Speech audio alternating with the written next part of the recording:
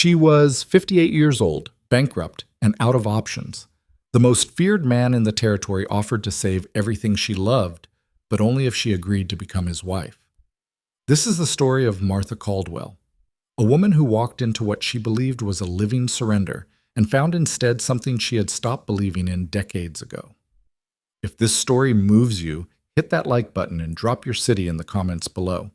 I want to see how far this story travels. Now settle in, because this one runs deep. The storm came in from the west the way all the worst things came.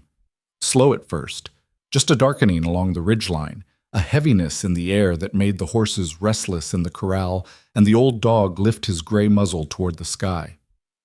Martha Caldwell stood at the fence post she'd been meaning to repair for 6 months and watched that darkness gather, and she felt something inside her chest gather right along with it. She was 58 years old. She had buried a husband, raised a son to manhood, and worked this land through drought and early frost and cattle sickness that would have broken most men before their 40th year.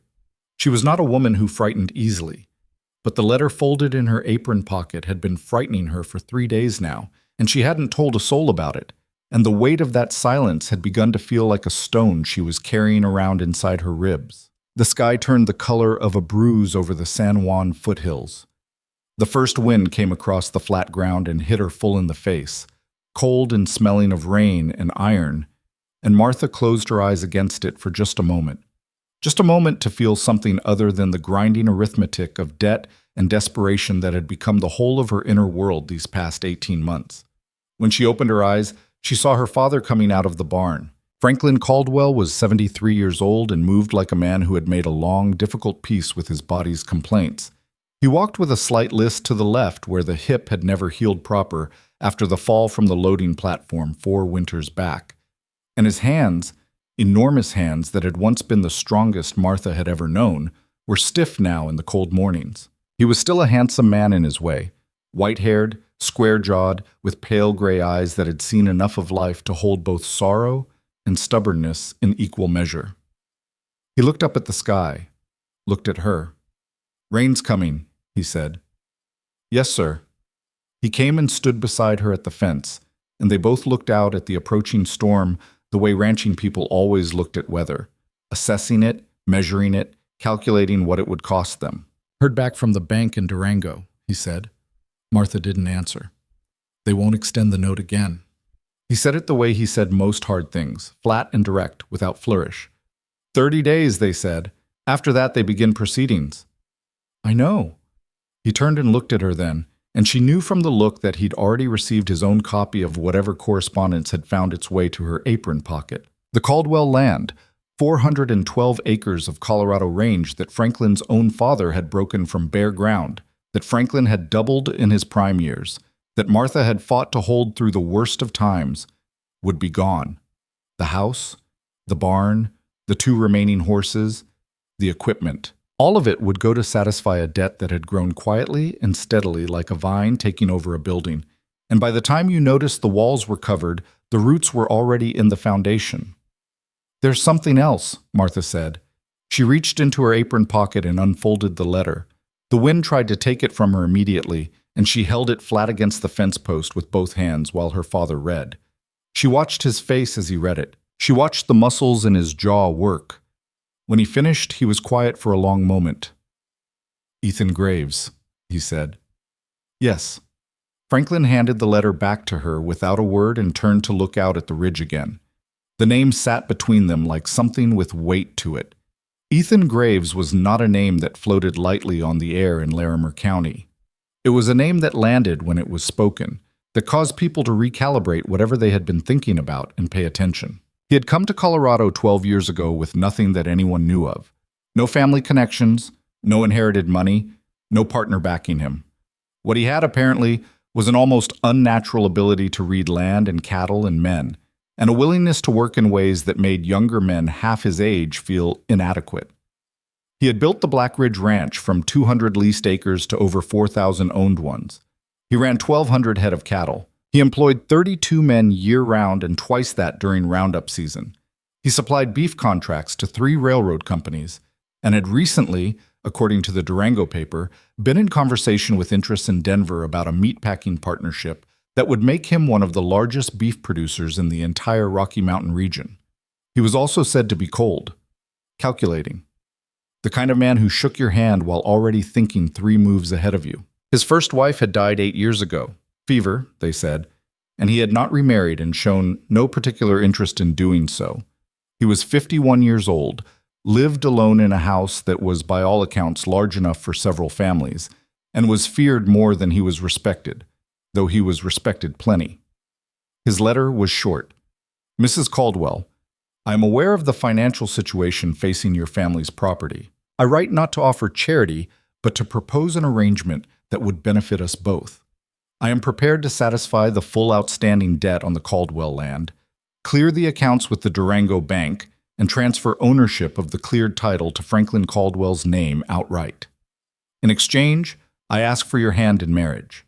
I am not a sentimental man, and I will not pretend otherwise, but I am a man of my word, and what I offer, I deliver completely. I ask only that you consider this honestly and reply within the week. Ethan Graves. No decoration, no sweet words, no apology for the presumption, just the proposition, laid out like a business contract, and the man's name at the bottom. Martha had read it 15 times since it arrived. You're not going to do it, her father said. It wasn't quite a question. I don't know what I'm going to do. Martha. His voice was careful, the way it got when he was trying to say something difficult without letting it become an argument. You don't owe me this. I know I don't owe you. Your life, Papa. She said it quietly, but with enough in it that he stopped. My life at 58 years old is not what I'm worried about. Yours is. He made a sound that was not quite agreement and not quite dismissal. He was too proud to say that without the land he would have nothing left that made him himself. But they both knew it was true. Franklin Caldwell, without the Caldwell land, was not a version of her father she could look at without it breaking something in her. The first drops of rain began to fall, fat, cold drops that hit the dry Colorado dirt and raised small puffs of dust before the earth swallowed them.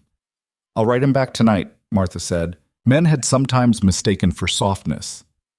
Men had sometimes mistaken for softness when they first met her and learned otherwise soon enough. The years had done what years do. Her hair was more gray than dark now. Her face was a map of weather and worry and occasional laughter, and her hands were a working woman's hands, capable and calloused and not particularly soft to the touch. She sat at the kitchen table that night while the storm raged outside and the rain hammered the tin roof, and wrote her reply by lamplight. She had expected the writing to be hard. Instead, it came out in a single draft, 3 sentences, in her plain, steady hand. Mr. Graves, I accept your proposal. I have no conditions to add to yours. Tell me the date, and I will be there. Martha Caldwell. She sealed it before she could reconsider, and rode the 6 miles to the Millbrook post office through the tail end of the storm the following morning to send it before her courage ran out. The reply came in 4 days. Saturday, April 14th. The circuit judge will be at the Black Ridge. Bring only what you need. Everything else will be provided. Martha read it standing at the post office window while old Morris Henshaw pretended to sort mail behind his counter and very badly concealed the fact that he was watching her face for reaction. The whole county would know within days, maybe hours. Ethan Graves did not conduct business privately, and the terms of an arrangement between the Caldwell place and Black Ridge Ranch would be the kind of news that traveled fast across a ranching community where everyone's economics were connected to everyone else's. She folded the note, put it in her pocket, thanked Morris Henshaw pleasantly for the mail, and rode home. That evening, she sat in the kitchen with her father and told him what she had done, and watched a complicated set of emotions move across his face like weather across a hillside. Relief and guilt and grief and something that might have been, in a different sort of man, the beginning of tears. He reached across the table and covered both her hands with one of his. I'll make it mean something, he said.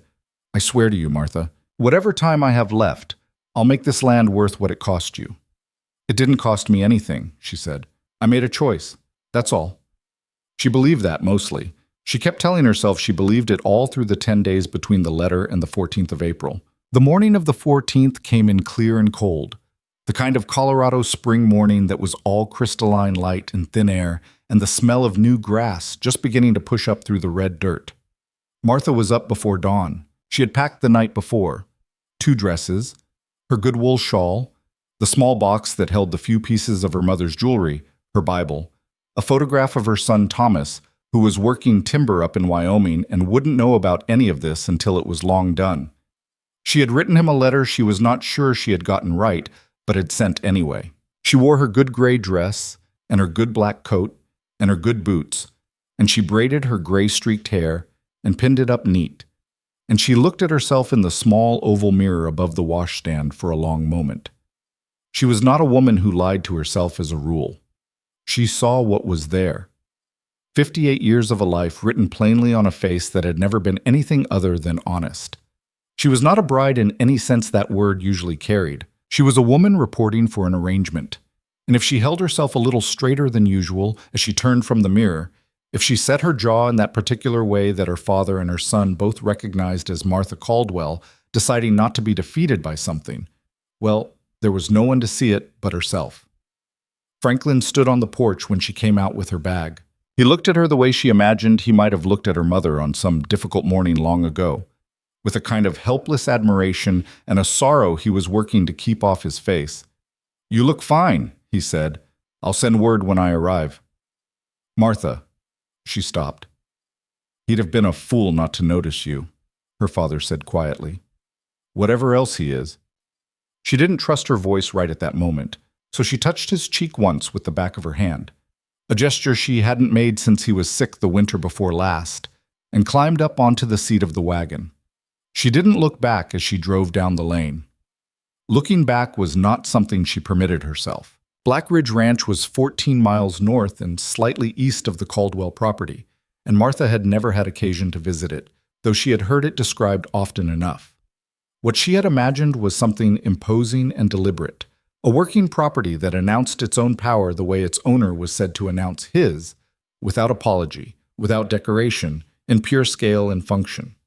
The reality was more complex. She saw the outer fence line first, 5-strand wire in perfect repair running true and straight along the road, not a post leaning, not a strand gone slack. She saw the cattle, good beef cattle, Hereford crosses mostly, thick through the shoulder, with the healthy coats of animals that had been fed through the winter properly and not just scraped by. She saw the pastures themselves, and the sight of them made something shift in her chest because they were managed. She could see it, the way certain sections were rotated, the creek drainage handled carefully so the low ground didn't go sour, the kind of deliberate attention to land that her father had taught her to recognize as the mark of a man who understood that the land was a living thing that had to be worked with, not just worked. Then she came around the last bend in the road and saw the house. It sat on a slight rise, oriented to catch the morning light, built of squared timber and stone in a style that was neither showy nor plain, simply solid, built to last, built for the specific purpose of being a real home in a hard country. There were outbuildings, a large barn, a bunkhouse, a smithy, several smaller structures, all well maintained, all clearly in active use. A windmill turned in the morning air above a stone stock tank where several horses stood drinking. 2 hands were working near the barn, and they stopped what they were doing as she came up the lane. A man came down from the porch. This was Ethan Graves. Martha had seen him once before 2 years back at a stock auction in Fort Collins, though they had not spoken, and she doubted he had noticed her at all. What she remembered from that distant sighting was a big man, wide through the shoulders, with a deliberate way of moving that suggested he was never entirely unaware of what was around him. Up close now, crossing the yard toward her wagon, with that same unhurried deliberateness, he was, she noticed this with an odd, neutral clarity, not what she had expected. He was big, yes, 6 feet, and perhaps a little more, built on the lines of a man who had worked hard his whole life, and whose body showed it not in softness, but in a kind of solid, settled strength. His hair was mostly dark still, with gray coming in at the temples and in his close-trimmed beard. His face was weathered and angular, not handsome in any conventional sense, but arranged in a way that suggested character rather than prettiness. His eyes, she saw when he came within speaking distance, were a dark, serious gray. He stopped at the side of her wagon and looked up at her. "Mrs. Caldwell," he said. "Mr. Graves." A pause. Neither of them seemed to feel the need to rush it. "I'll take your bag," he said. I can manage my own bag. Something moved in those gray eyes. Not quite amusement. Something quieter than amusement.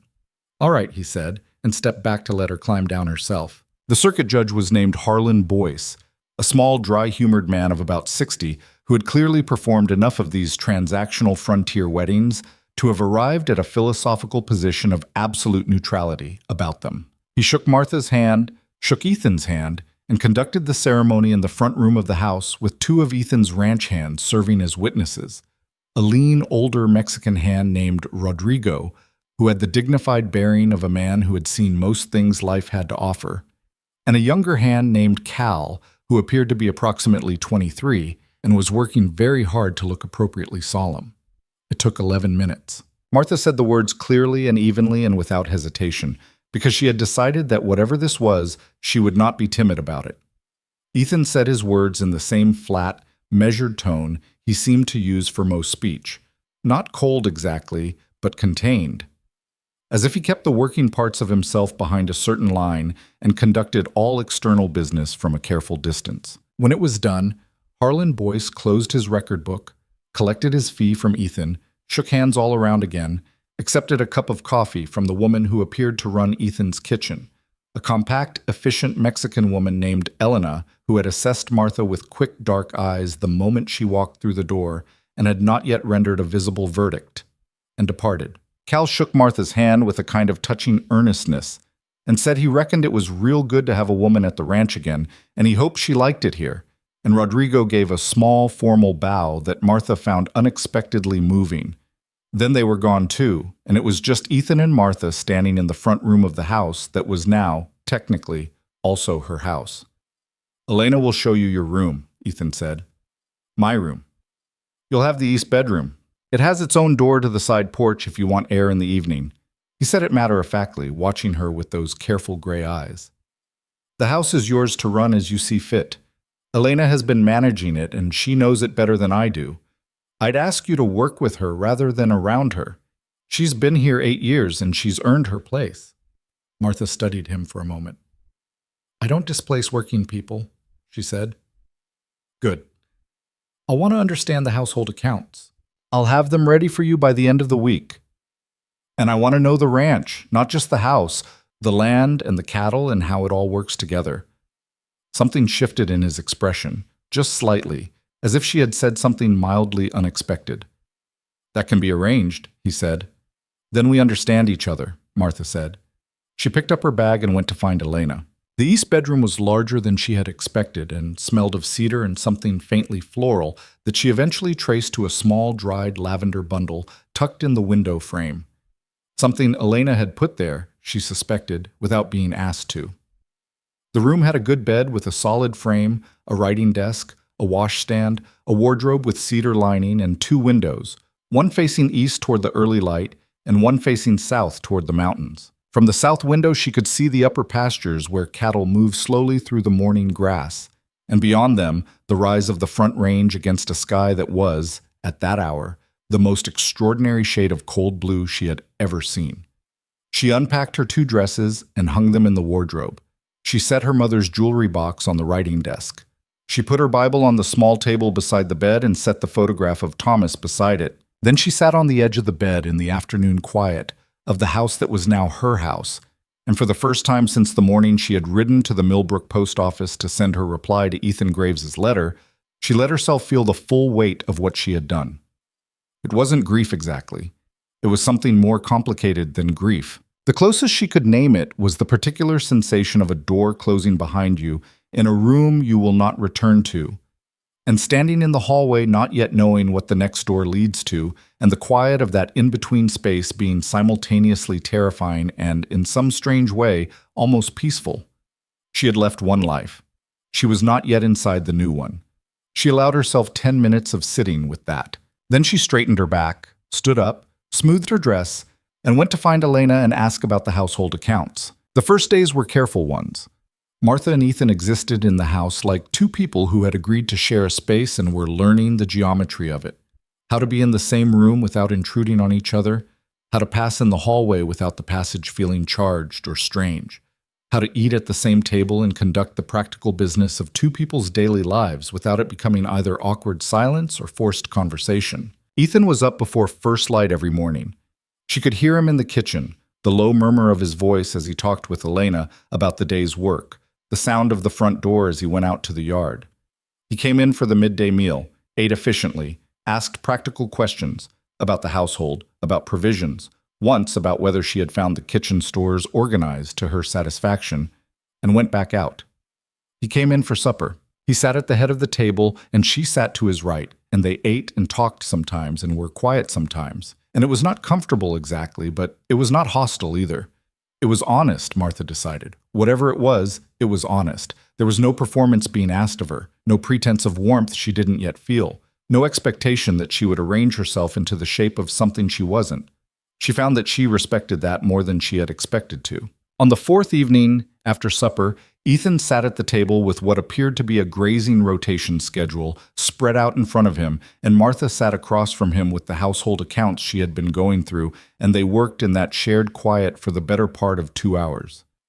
At some point, Ethan said, without looking up, "The North Creek pasture needs resting from June through August. The ground has been going sour at the low end." Martha looked up from her accounts. "I noticed that when I rode the fence line this afternoon. What's the drainage situation above the cut bank?" Now he looked up. "How far did you ride?" he said. "To the north fence and back along the creek. About 8 miles, I'd estimate." She said it calmly, without challenge or apology. Something in his face, that habitual careful containment, shifted very slightly, as if she had said something that required him to revise a small assumption he had been holding. "The drainage above the cut bank is manageable if we divert the spring runoff channel about 30 feet east," he said. "I've been meaning to get to it."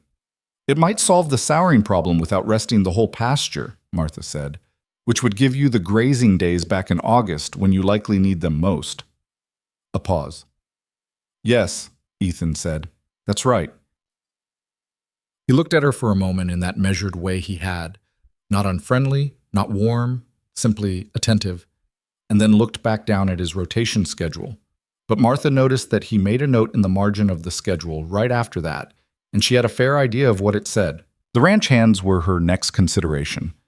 There were 32 of them, though she didn't meet all of them at once. They came in and out of her awareness over those first days. At the barn, at the bunkhouse, crossing the yard in the early morning, returning in the late afternoon with the dust of the range on them. They were mostly men in their 20s and 30s, with a handful of older hands who had the settled competence of men who had been doing this work their whole lives. They were courteous to her in the careful, watchful way of people observing a new situation and not yet sure what it would mean for them. Rodrigo she encountered on her second morning, mending harness outside the tack room with the same quiet dignity she had noticed at the wedding. He had been with the Black Ridge 16 years, she later learned. He was the one the younger hands went to when Ethan wasn't available, and the one whose judgment Ethan trusted on the ground more than anyone else on the property. He greeted her with the same small formal bow he had given at the wedding and asked, without condescension, if she needed anything from the barn. "I need a horse," she said. "Mr. Graves keeps a good saddle horse for—" "I need a horse that's mine," Martha said, "one I can learn." "What have you got that's honest and not too proud about it?" Rodrigo studied her for a moment. "There's a 7-year-old bay mare," he said carefully. "Good ground manners, smart. She's been worked light this winter." "Show me." The bay mare was called Juniper, and she was exactly what Rodrigo had said. An honest horse with good eyes and a sensible way of moving that suggested she would take care of you if you took care of her. Martha ran her hands over the horse's legs and checked her feet and looked at her teeth and felt along her back, and Juniper stood for it with a patience that said she was accustomed to being handled properly. "She'll do," Martha said. Rodrigo said nothing, but as Martha led Juniper toward the tack room to saddle her, she had the distinct impression that a small assessment had been made in her favor. Cal was the one she won more openly. She found him on the 5th day struggling with a fence repair in a section of the home pasture where the ground was awkward, a slight grade that made the post setting difficult. And she dismounted and came over without being invited and held the post at the right angle while he worked the tamper. And they got the post set true in about a quarter of the time it would have taken him alone. He looked at her afterward with the kind of uncomplicated gratitude of a young man who had just had something genuinely hard made easier. "Much obliged, Mrs. Graves," he said. It was the first time anyone had called her that. She absorbed it quietly, the way you absorb the first time a new reality speaks itself out loud. "You were setting the angle about 5 degrees off," she said. "On this ground you need to account for the freeze-thaw on the uphill side." "Yes, ma'am," Cal said. "My daddy used to say the same thing, and I could never seem to remember it." "You'll remember now," Martha said. "Most things only take doing wrong once." She rode on, and Cal watched her go with an expression that said he was not sure what he had expected, but it hadn't been quite this. It was Elena who gave her the most. They had been working around each other carefully those first days, neither hostile nor easy, simply cautious. Elena had run this household for 8 years with complete competence and an obvious, quiet pride in that competence. And Martha understood perfectly well that another woman coming into her kitchen and her order of things represented a potential threat to everything she had built here. Martha had meant what she told Ethan. She did not displace working people, but meaning a thing and demonstrating it to someone who had good reason to be wary were different undertakings. It was the bread that opened the door. On the 6th morning, Martha came into the kitchen while Elena was making the day's bread and offered, without ceremony, to take half the dough. Elena looked at her. "I know how to make bread," Martha said. "I've been making it since I was 11 years old. I'm not trying to improve on yours. I'm offering to help with what is clearly a large batch for one pair of hands." A pause. Elena's dark eyes measured her. "My mother's recipe is different from most," Elena said carefully. "Then show me how yours goes," Martha said. "I can make mine any time." Something in Elena's face shifted, just slightly.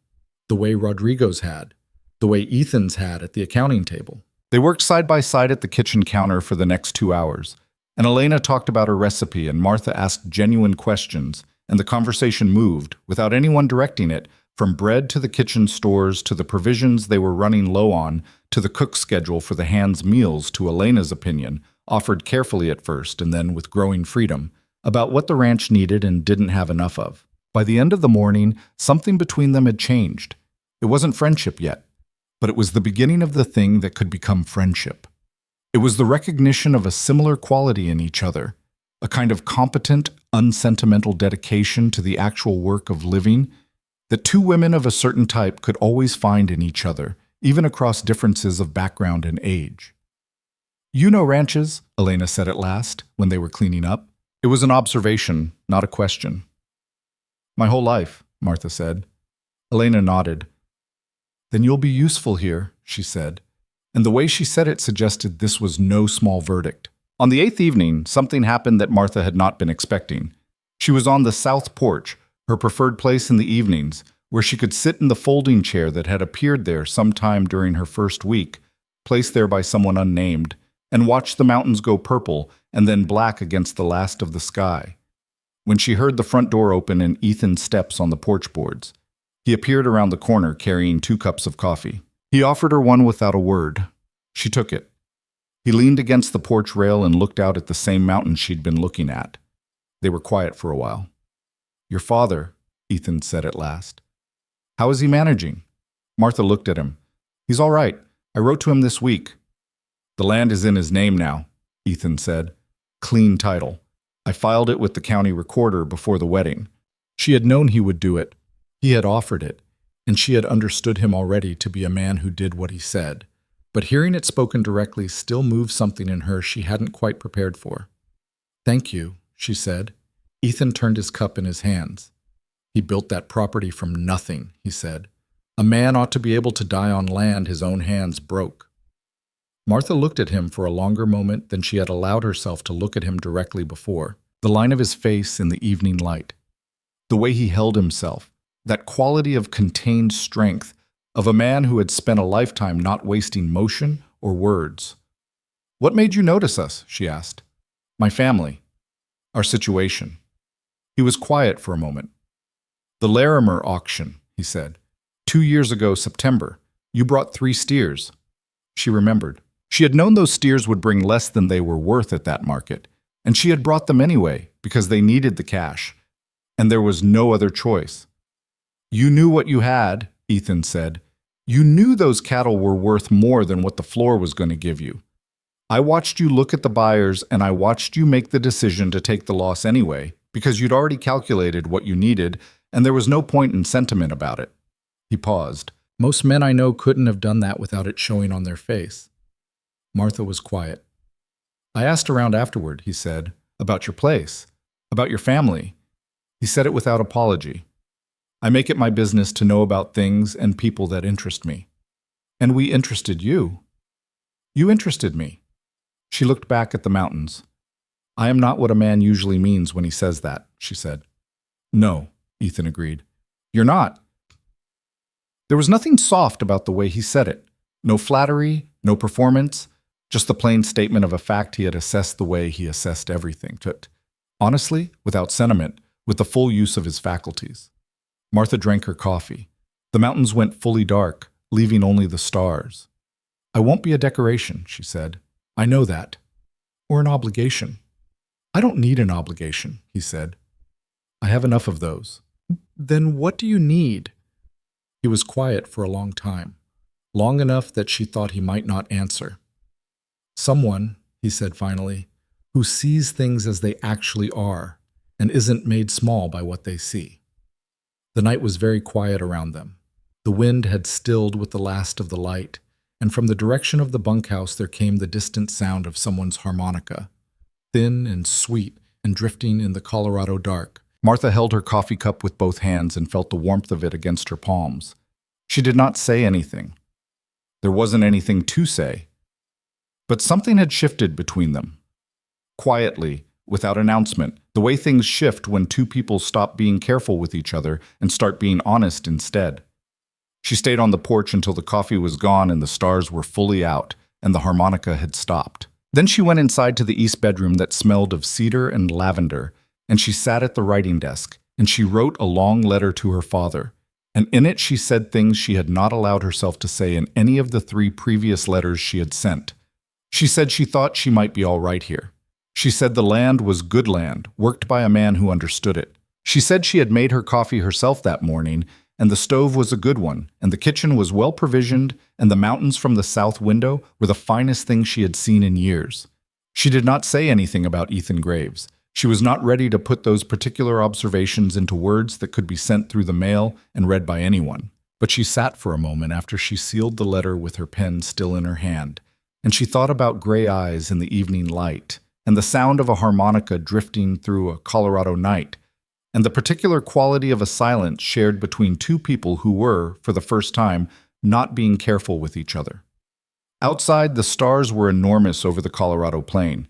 Inside, the cedar and lavender room was quiet and still. Martha Caldwell. Martha Graves.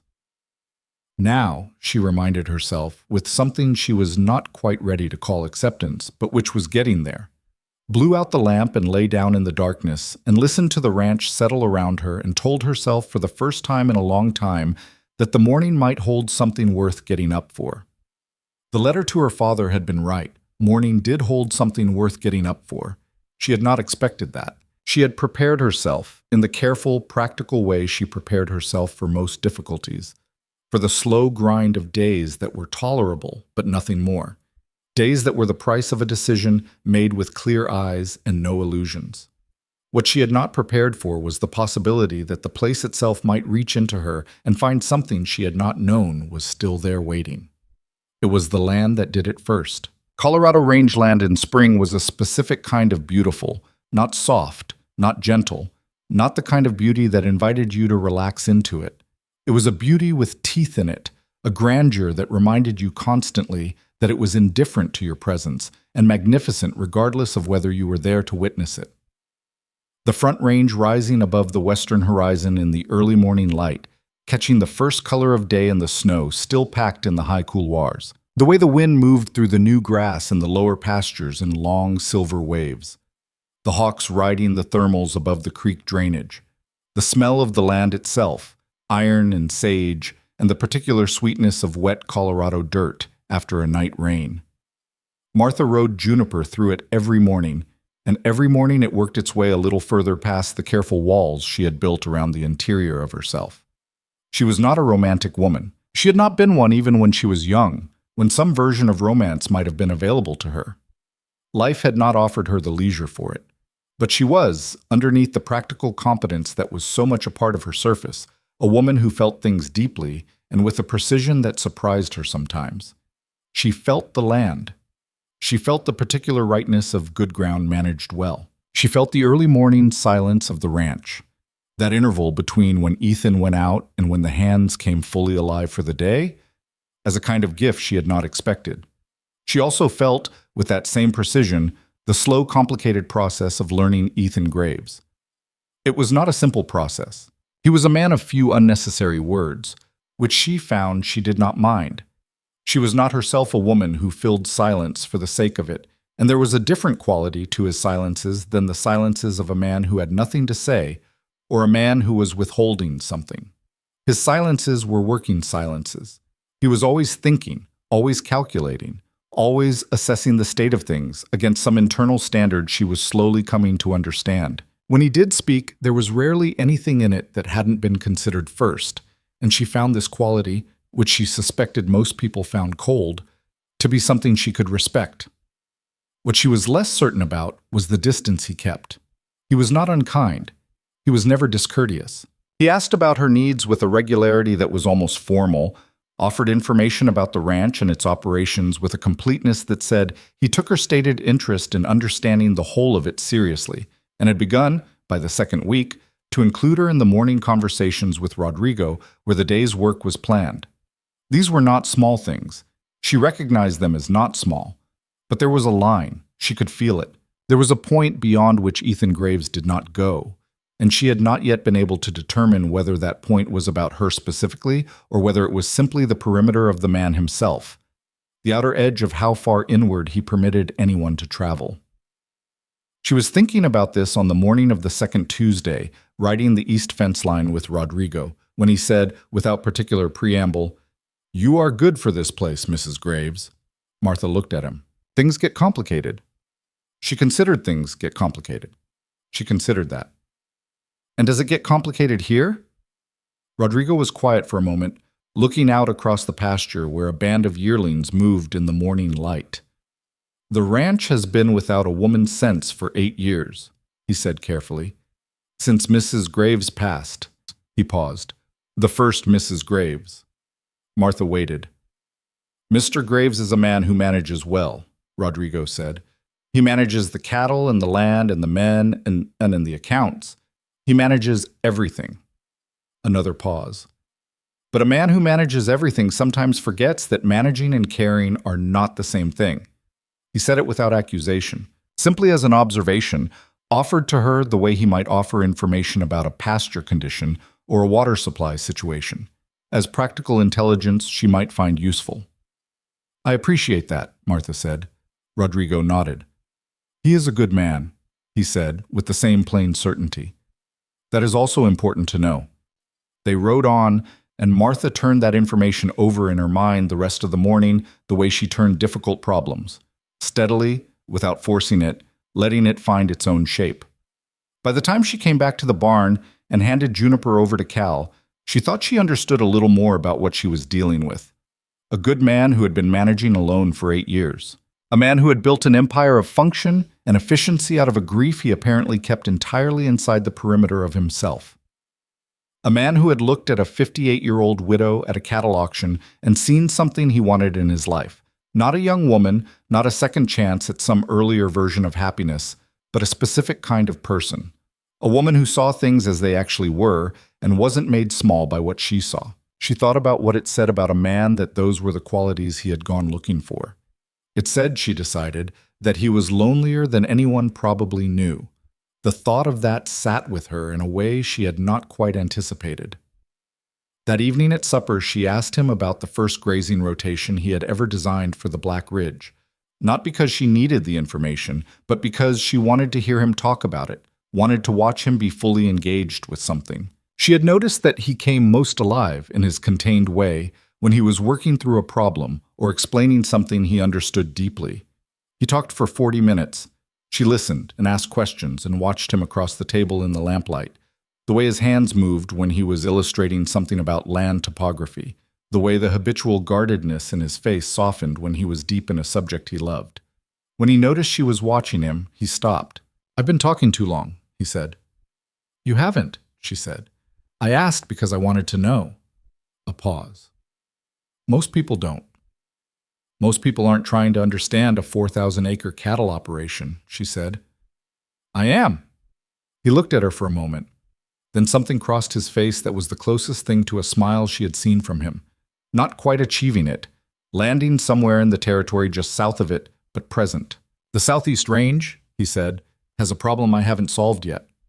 And he talked for another 20 minutes, and Martha listened to every word, and the lamp burned down between them on the table while outside the Colorado night closed in, cold and full of stars.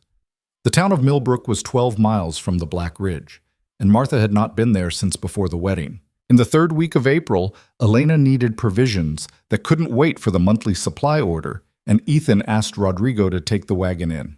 Martha asked if she could ride along. Ethan looked at her. Something in his look said he understood exactly what a first appearance in Millbrook would mean, what it would set in motion among people who had known the Caldwell family, and people who had watched Ethan Graves operate for the past 12 years and had opinions about all of it. "It's your business," he said. "I won't tell you otherwise." "I didn't ask permission," Martha said.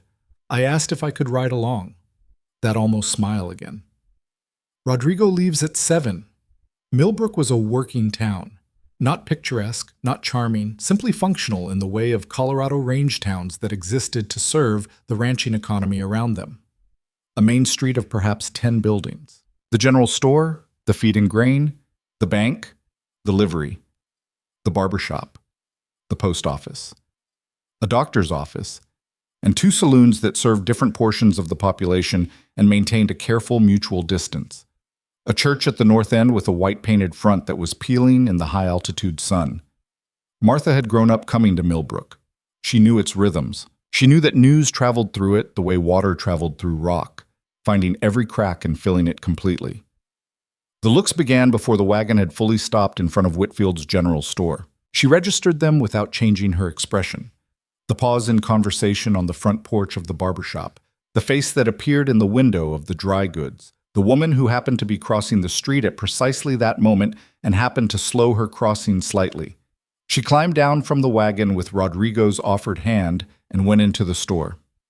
Gerald Whitfield was a ruddy-faced man of about 50 who had run the store for 20 years and missed very little. He came around the counter when Martha entered, and his manner was carefully pleasant in the way of a man who was cataloging everything for later consideration. "Mrs. Graves," he said, with a slight emphasis on the name that could have been simple acknowledgement or could have been something else entirely. "Welcome to town." "Thank you, Gerald," Martha said. "Elena Reyes has a list for you." She handed over Elena's list, and while Gerald filled it, she moved through the store with the specific purposefulness of a woman who has walked into a room that is watching her and has decided the only reasonable response is to take up exactly as much space as she normally would, and no less. She was examining a bolt of dark wool flannel, the kind that would make good work shirts for the hands, which she had noticed ran to wearing theirs past their useful life, when the bell above the door announced another entrance, and she heard, before she turned, the particular quality of a silence that said something significant had just happened. The woman who had come in was about Martha's age, perhaps a few years younger, with the sharp-featured, handsome look of someone who had once been striking and knew it, and had maintained a careful relationship with that knowledge ever since. Her name, Martha knew from the community's general record that lived in her memory, was Constance Aldridge, widow of the late Philip Aldridge, who had owned the second-largest ranch in the county before a horse fall took him 3 years back. Constance Aldridge was known for 2 things: her sharp tongue and her years-long assumption that Ethan Graves was, if not exactly destined for her, then certainly more appropriately matched with someone of her station than with a bankrupt dirt farmer from the South Range. Martha had known this would happen eventually. She had simply not expected it to happen in the 3rd week. "Martha Caldwell," Constance said, in a voice designed to carry through a general store without appearing to try. "Constance," Martha said pleasantly, "I heard about your—" A small pause, a small smile. "Arrangement." "Most people did," Martha said. "We were all very surprised." Constance moved closer, examining the fabric bolt beside Martha with an interest that had nothing to do with fabric. Ethan has always been so... Another pause, longer this time. Particular. He is, Martha agreed. That's something I appreciate about him. Constance's eyes moved over her, not unkindly, but completely. You look well, she said, in a tone that implied this was either more or less than expected. The ranch seems to agree with you. It does. Martha set down the bolt of flannel and met Constance's gaze directly. I'm sorry for the loss of Philip. He was a fair man. It was the right thing to say, and she knew it, both because it was true and because it shifted the ground between them in a way that made hostility harder. Constance's face changed, just slightly. Some of the sharpness went out of it, and something more honest came in behind it.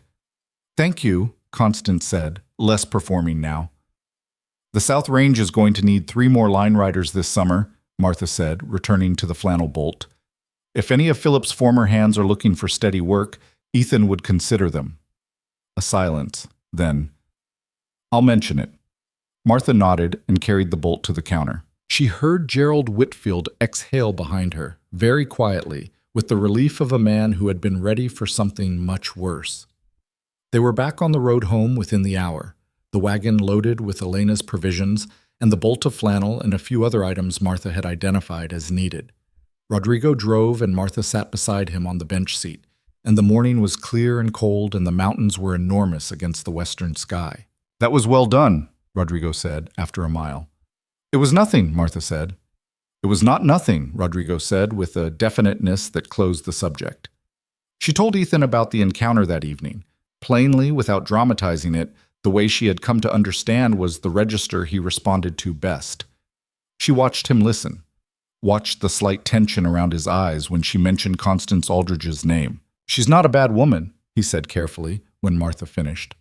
I know she isn't, Martha said. She's a woman who thought she knew how something was going to go and found out she was wrong. That's not a comfortable thing to be. Ethan looked at her for a moment. You're more generous about it than I expected. I can afford to be, Martha said. I'm the one who came home with you. She said it without thinking, came out before she had applied the usual consideration, and she heard the weight of it in the air after it landed. She watched something move in Ethan's face that she couldn't quite read, something that was neither the contained management he usually showed, nor the occasional near warmth she had begun to find at the edges of him. He looked down at the table. Yes, he said quietly. You did. The conversation moved on, but Martha carried that moment inside her as she went to bed that night, the way he had said it, that single word, with something underneath it she had not yet found the name for.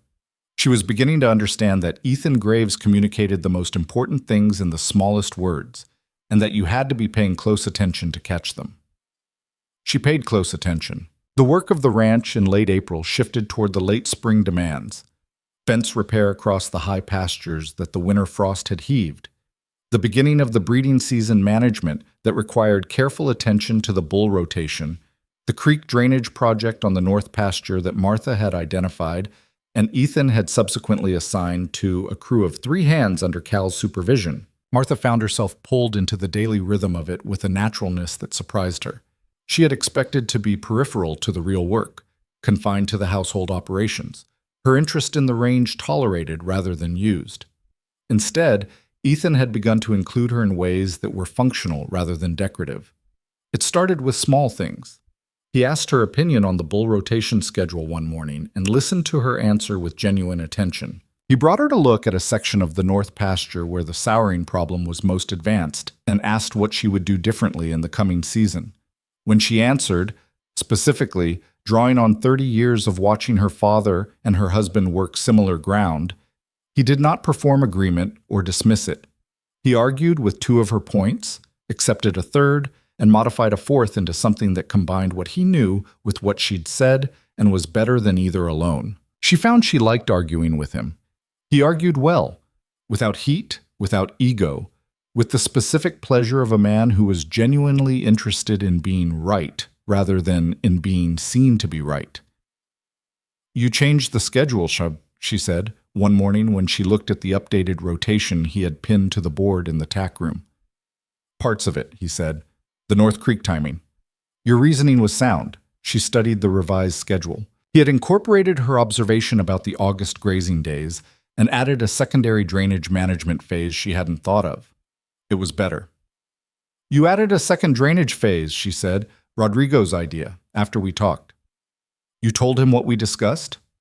I talked to Rodrigo about most things, Ethan said, with a simplicity that said this was not a complex matter to him. Martha stood looking at the schedule for a moment, at the evidence of three minds, hers, Ethan's, Rodrigo's, working together on something and producing something better than any one of them would have managed alone.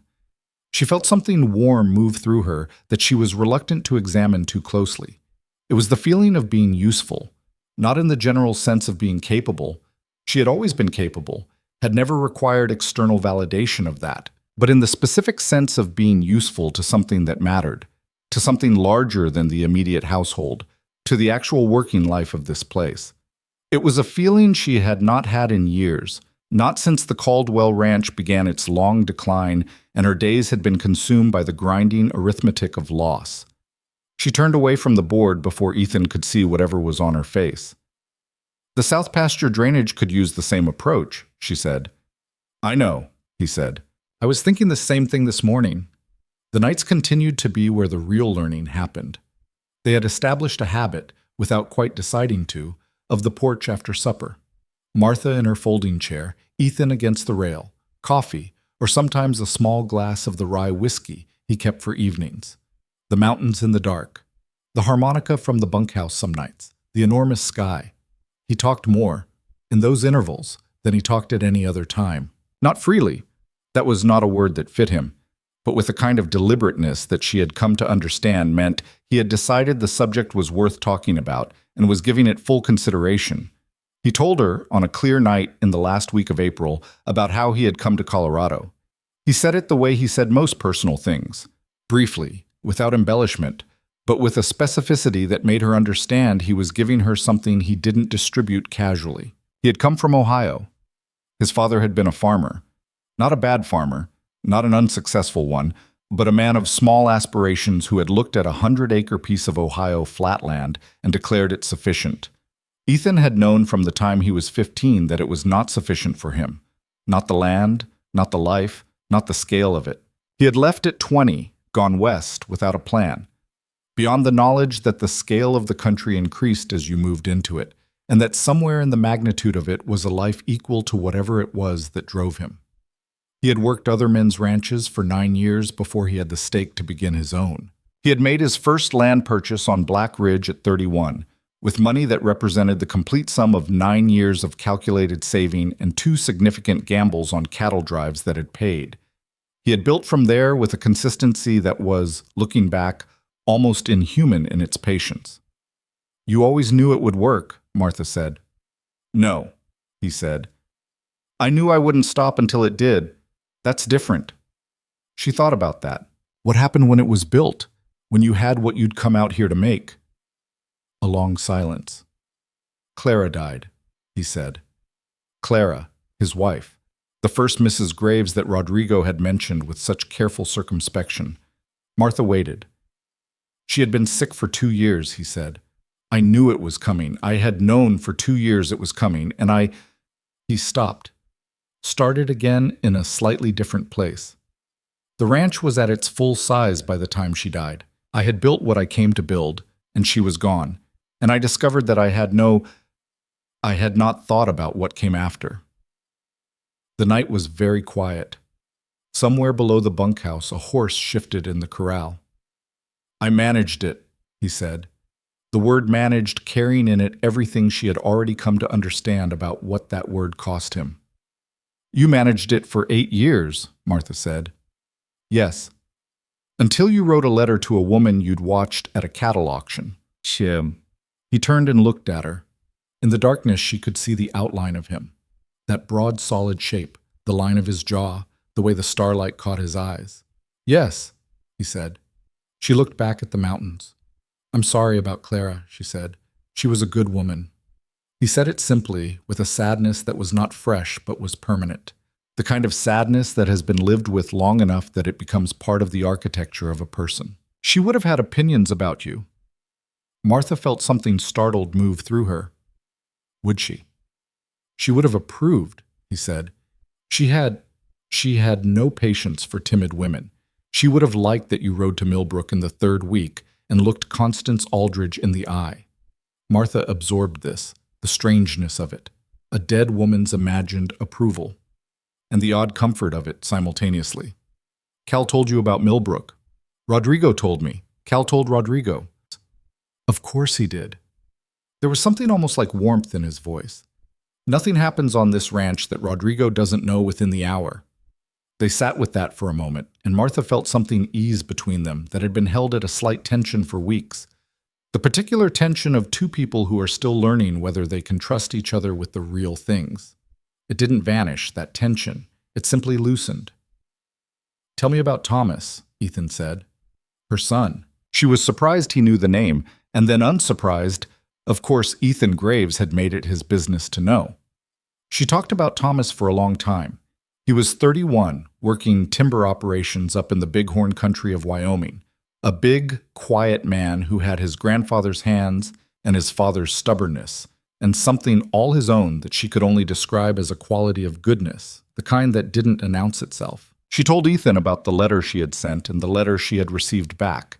Thomas's careful, measured response that asked specific practical questions about the ranch and Ethan Graves, and made no judgment and offered no sentiment, which was his way of saying he trusted her. He wants to meet you, she said. He didn't say it in so many words, but he will. I'd like that, Ethan said. She looked at him. He said it simply, without social performance. He meant it. He'll probably work hard to find things wrong with you, she said honestly. Most sons would, Ethan said. I'd worry about one who didn't. He won't find much wrong, Martha said, and then heard herself having said it and felt the accuracy of it, that she had, at some point in the past 3 weeks, moved from the studied neutrality with which she had arrived to something that might, with honesty, be called opinion. Favorable opinion. Ethan was looking at her. He started and stopped. Honest, she said. I'm being honest. I know, he said. I know you are. The night settled around them. The stars were extraordinary. The mountains were black shapes against a sky so full of light it seemed almost luminous. I thought it would be harder, Martha said after a while. Not to him exactly. More to the air, to the night, to herself. Coming here. Is it? She considered that honestly, the way she considered everything. Parts of it are hard, she said. I miss my father every morning. I miss the shape of my own days before they became someone else's problem. She paused. But the rest of it, she let the rest of it sit in the silence for a moment. The rest of it is something I hadn't expected. What is it? She thought about the mornings on Juniper, the kitchen with Elena, the rotation schedule with his notes in the margin, the feeling of being useful to something real, the south porch, and the mountains, and the coffee, and the man across the rail who said important things in small words. Like arriving somewhere, she said, and finding out the ground is solid. Ethan was quiet for a long time. Then, you can stay as long as you want, he said, or go if you need to. The title on your father's land doesn't change either way. She looked at him sharply. What? I want you to know that. He said it carefully, directly, without deflection. What I gave your family, I gave it. It's not contingent. If you find that this isn't, he paused. If you find that you made a mistake, you're not trapped by it. Martha stared at him. This big, careful, contained man who had built an empire and managed his grief in silence for 8 years, standing in the dark telling her she had a door out, offering her freedom she hadn't asked for and didn't know she'd needed to have offered. Something moved in her chest. Something that was neither sentiment nor gratitude exactly, but sat somewhere between them and was, she recognized, the particular sensation of understanding a person more completely than you had the moment before. That was a generous thing to say, she said. It's the truth. I know it is. She was quiet for a moment. Ethan. It was the first time she had used his given name without the formal context of direct address. She heard it in the air between them, the difference it made. He heard it too. He went very still for just a second. I'm not looking for a door out, she said. I want you to know that. Not because of the debt or the title or any arrangement, because I've been here 3 weeks and I've learned more about this land and this place and the man who runs it than I expected to learn in a year. And what I've learned, she stopped, looked out at the mountains, looked back at him. It's more than I came prepared for. He held her gaze. In the starlight, his face was open in a way she had not seen it before. Not unguarded exactly, because she doubted Ethan Graves was ever truly unguarded, but less managed, less behind the line. Martha, he said, just her name. The way he said it told her something she wasn't entirely ready for. I know, she said quietly. They didn't say anything else for a long time. The night was enormous around them. Below, the ranch settled into its nighttime rhythms, the horses in the corral, the distant lamp in the bunkhouse window, the windmill turning slowly in the dark. At last Martha stood, gathered her empty cup, and said goodnight in a voice she kept very steady. She walked inside. She crossed the front room. She went down the hall to the east bedroom with its smell of cedar and lavender. She did not light the lamp. She stood at the south window in the dark and looked out at the mountains and felt the full weight and complexity and unexpected richness of where she had landed, and she understood, with the clear-eyed precision that was her most fundamental characteristic, that the life she had walked into 3 weeks ago out of desperation and necessity was becoming, against every expectation she had held, something else entirely. She was not ready to name it. Naming things too soon was how you scared them off. But she pressed one hand flat against the cold glass of the south window, and the mountains were out there in the dark, enormous and permanent and indifferent to all human arrangement, and she felt for the first time in longer than she could accurately remember that she was standing exactly where she was supposed to be. May came in like a promise that Colorado wasn't sure it intended to keep. The mornings were warm enough that Martha had taken to sitting on the east porch with her first cup of coffee before the household woke, watching the light come up over the plains in long horizontal bands of gold and rose. The afternoons were working weather, clear and bright and just cool enough to make physical labor bearable. But the evenings carried something restless in them, a quality of charged air that the older hands read the way some people read books. And Rodrigo had said twice in the first week of May that the sky had the look of a season that intended to have its say before it settled. Martha had learned to pay attention when Rodrigo said things like that. The days had found their shape. She had not forced it, and Ethan had not forced it. It had simply emerged, the way the pattern of a working life emerges when two capable people occupy the same space and stop being careful with each other. She was in the kitchen by 6 with Elena, going through the day's household requirements. By 7:30, she was in the tack room or the yard for the morning meeting with Ethan and Rodrigo, where the day's range work was laid out.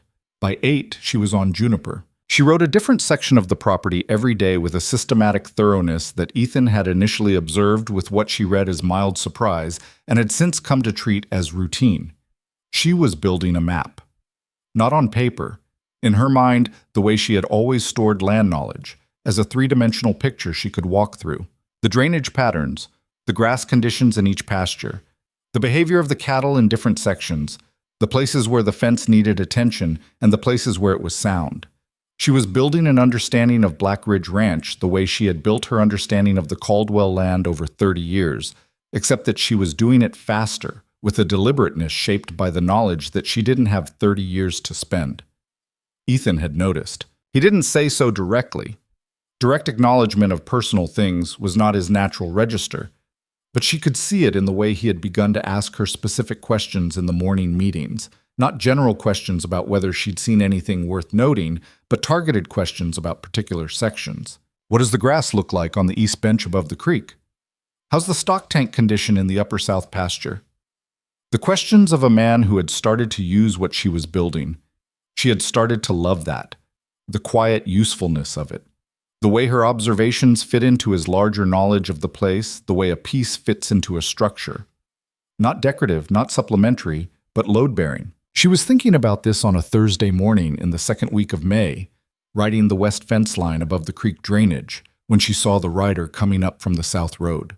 She knew the horse before she knew the man. A big gray quarter horse with a particular rolling gait she had seen on that animal since it was a 3-year-old, And for a moment the recognition was so unexpected that she simply sat on Juniper and stared while the whole rest of the world seemed to go very quiet. Then she was moving, turning Juniper and pushing her down the hill toward the road at a pace that was faster than was entirely reasonable on that ground, and she was calling his name before she was close enough for it to carry. Thomas. He heard her on the second call. He turned the gray horse and stood in the stirrups and raised one arm, and Martha pulled Juniper to a stop 10 feet from him and looked at her son across that distance and felt something inside her chest do something that had no adequate name. He was a big man, had been since he was 17, when he'd shot past her in height and kept going until he had Franklin Caldwell's frame and something additional that was all his own. He had his father's dark coloring and her gray eyes, and the months in the Wyoming timber had put a deep tan on him and a lean, hard-worked look that made him appear older than 31. He was looking at her with those gray eyes that were her own eyes, and his face was doing the thing it always did when he felt something significant, going very careful and controlled, as if the only way to manage strong feeling was to contain it completely. "Thomas," she said again, quieter now. "Mama." He said it the way he had said it since he was small, one word flat on the surface, carrying everything underneath. They rode together back up toward the ranch house, and for the first mile they didn't say much that mattered. He had gotten her letter. He had finished a timber contract 2 weeks early. He had ridden down. "You didn't write that you were coming," she said. "No," he said. "You wanted to see for yourself before you decided what to think." He glanced at her sideways. "Is that a criticism?" "It's an observation," she said. "It's what I would have done." He almost smiled. "Grandpa sends his love, and his approval, for whatever that's worth." "It's worth plenty." He said. Thomas paused, looking for the right words. "He said you looked like yourself again, in your letters. He said the last 2 years you'd sounded like a woman carrying something too heavy to put down, and now you sound like you put it down." Martha absorbed that, the accuracy of it, coming from her father who had known her for 58 years and could read her through a piece of paper in the mail. "He's right," she said. Thomas looked at her. Really looked. The long, assessing look of a son who has loved his mother all his life and is trying to reconcile the version of her he carried in his head with the version in front of him. "You're different," he said. "Different how?" "You're sitting straight," he said. And then, as if it were a complete thought, "You weren't, the last time I saw you." They rode in silence for a moment. "Tell me about him," Thomas said. So she did.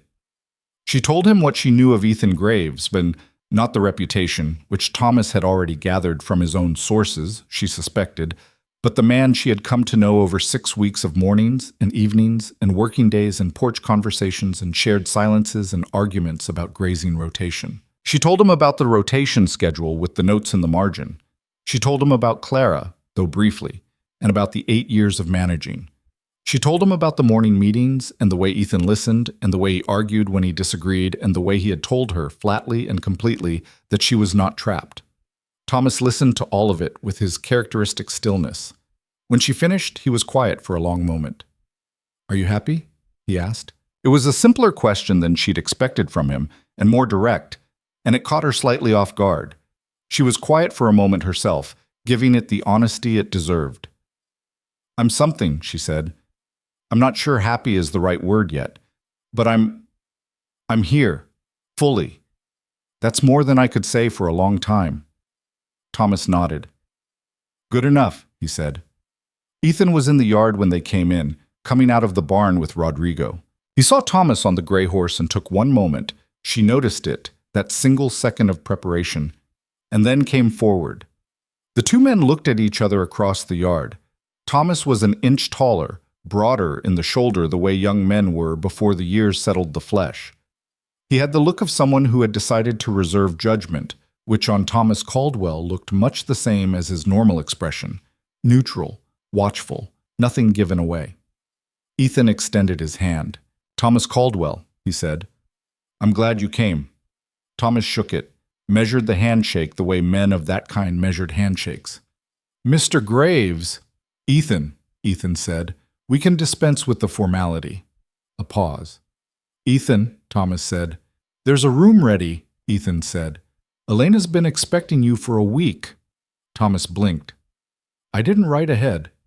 No, Ethan said, but your mother's been expecting you for about that long. Thomas looked at Martha. Martha looked at the middle distance. The room is at the north end of the house, Ethan said. Rodrigo will see to your horse. He went back inside, and the yard was quiet, and Rodrigo came forward for the gray's reins with the expression of a man who had just witnessed something he intended to remember. Thomas said, looking at the door Ethan had gone through. Yes, Martha said. He knew you were expecting me. We talk about most things, Martha said, and was aware, as she said it, of the shift the words represented, the easy naturalness of we, applied to herself and Ethan Graves without effort or performance. Thomas was aware of it too, she could see. He looked at her with those careful gray eyes, and something in them adjusted. Some small recalibration, some revision of the assessment he had come down from Wyoming to make. All right, he said, show me this ranch then. The 4 days of Thomas's visit had their own particular texture. He was a working man, and he could not idle in a working place without becoming uncomfortable. So by the second morning, he had fallen into the ranch's daily rhythm with a naturalness that said the timber camps of Wyoming had not softened anything his grandfather had built into him. He rode with Rodrigo on the second day. He spent an afternoon with Cal working on the creek diversion project. He asked Ethan questions at the supper table with a directness that was not quite challenging and not quite deferential, but walked the honest line between them, and Ethan answered in kind.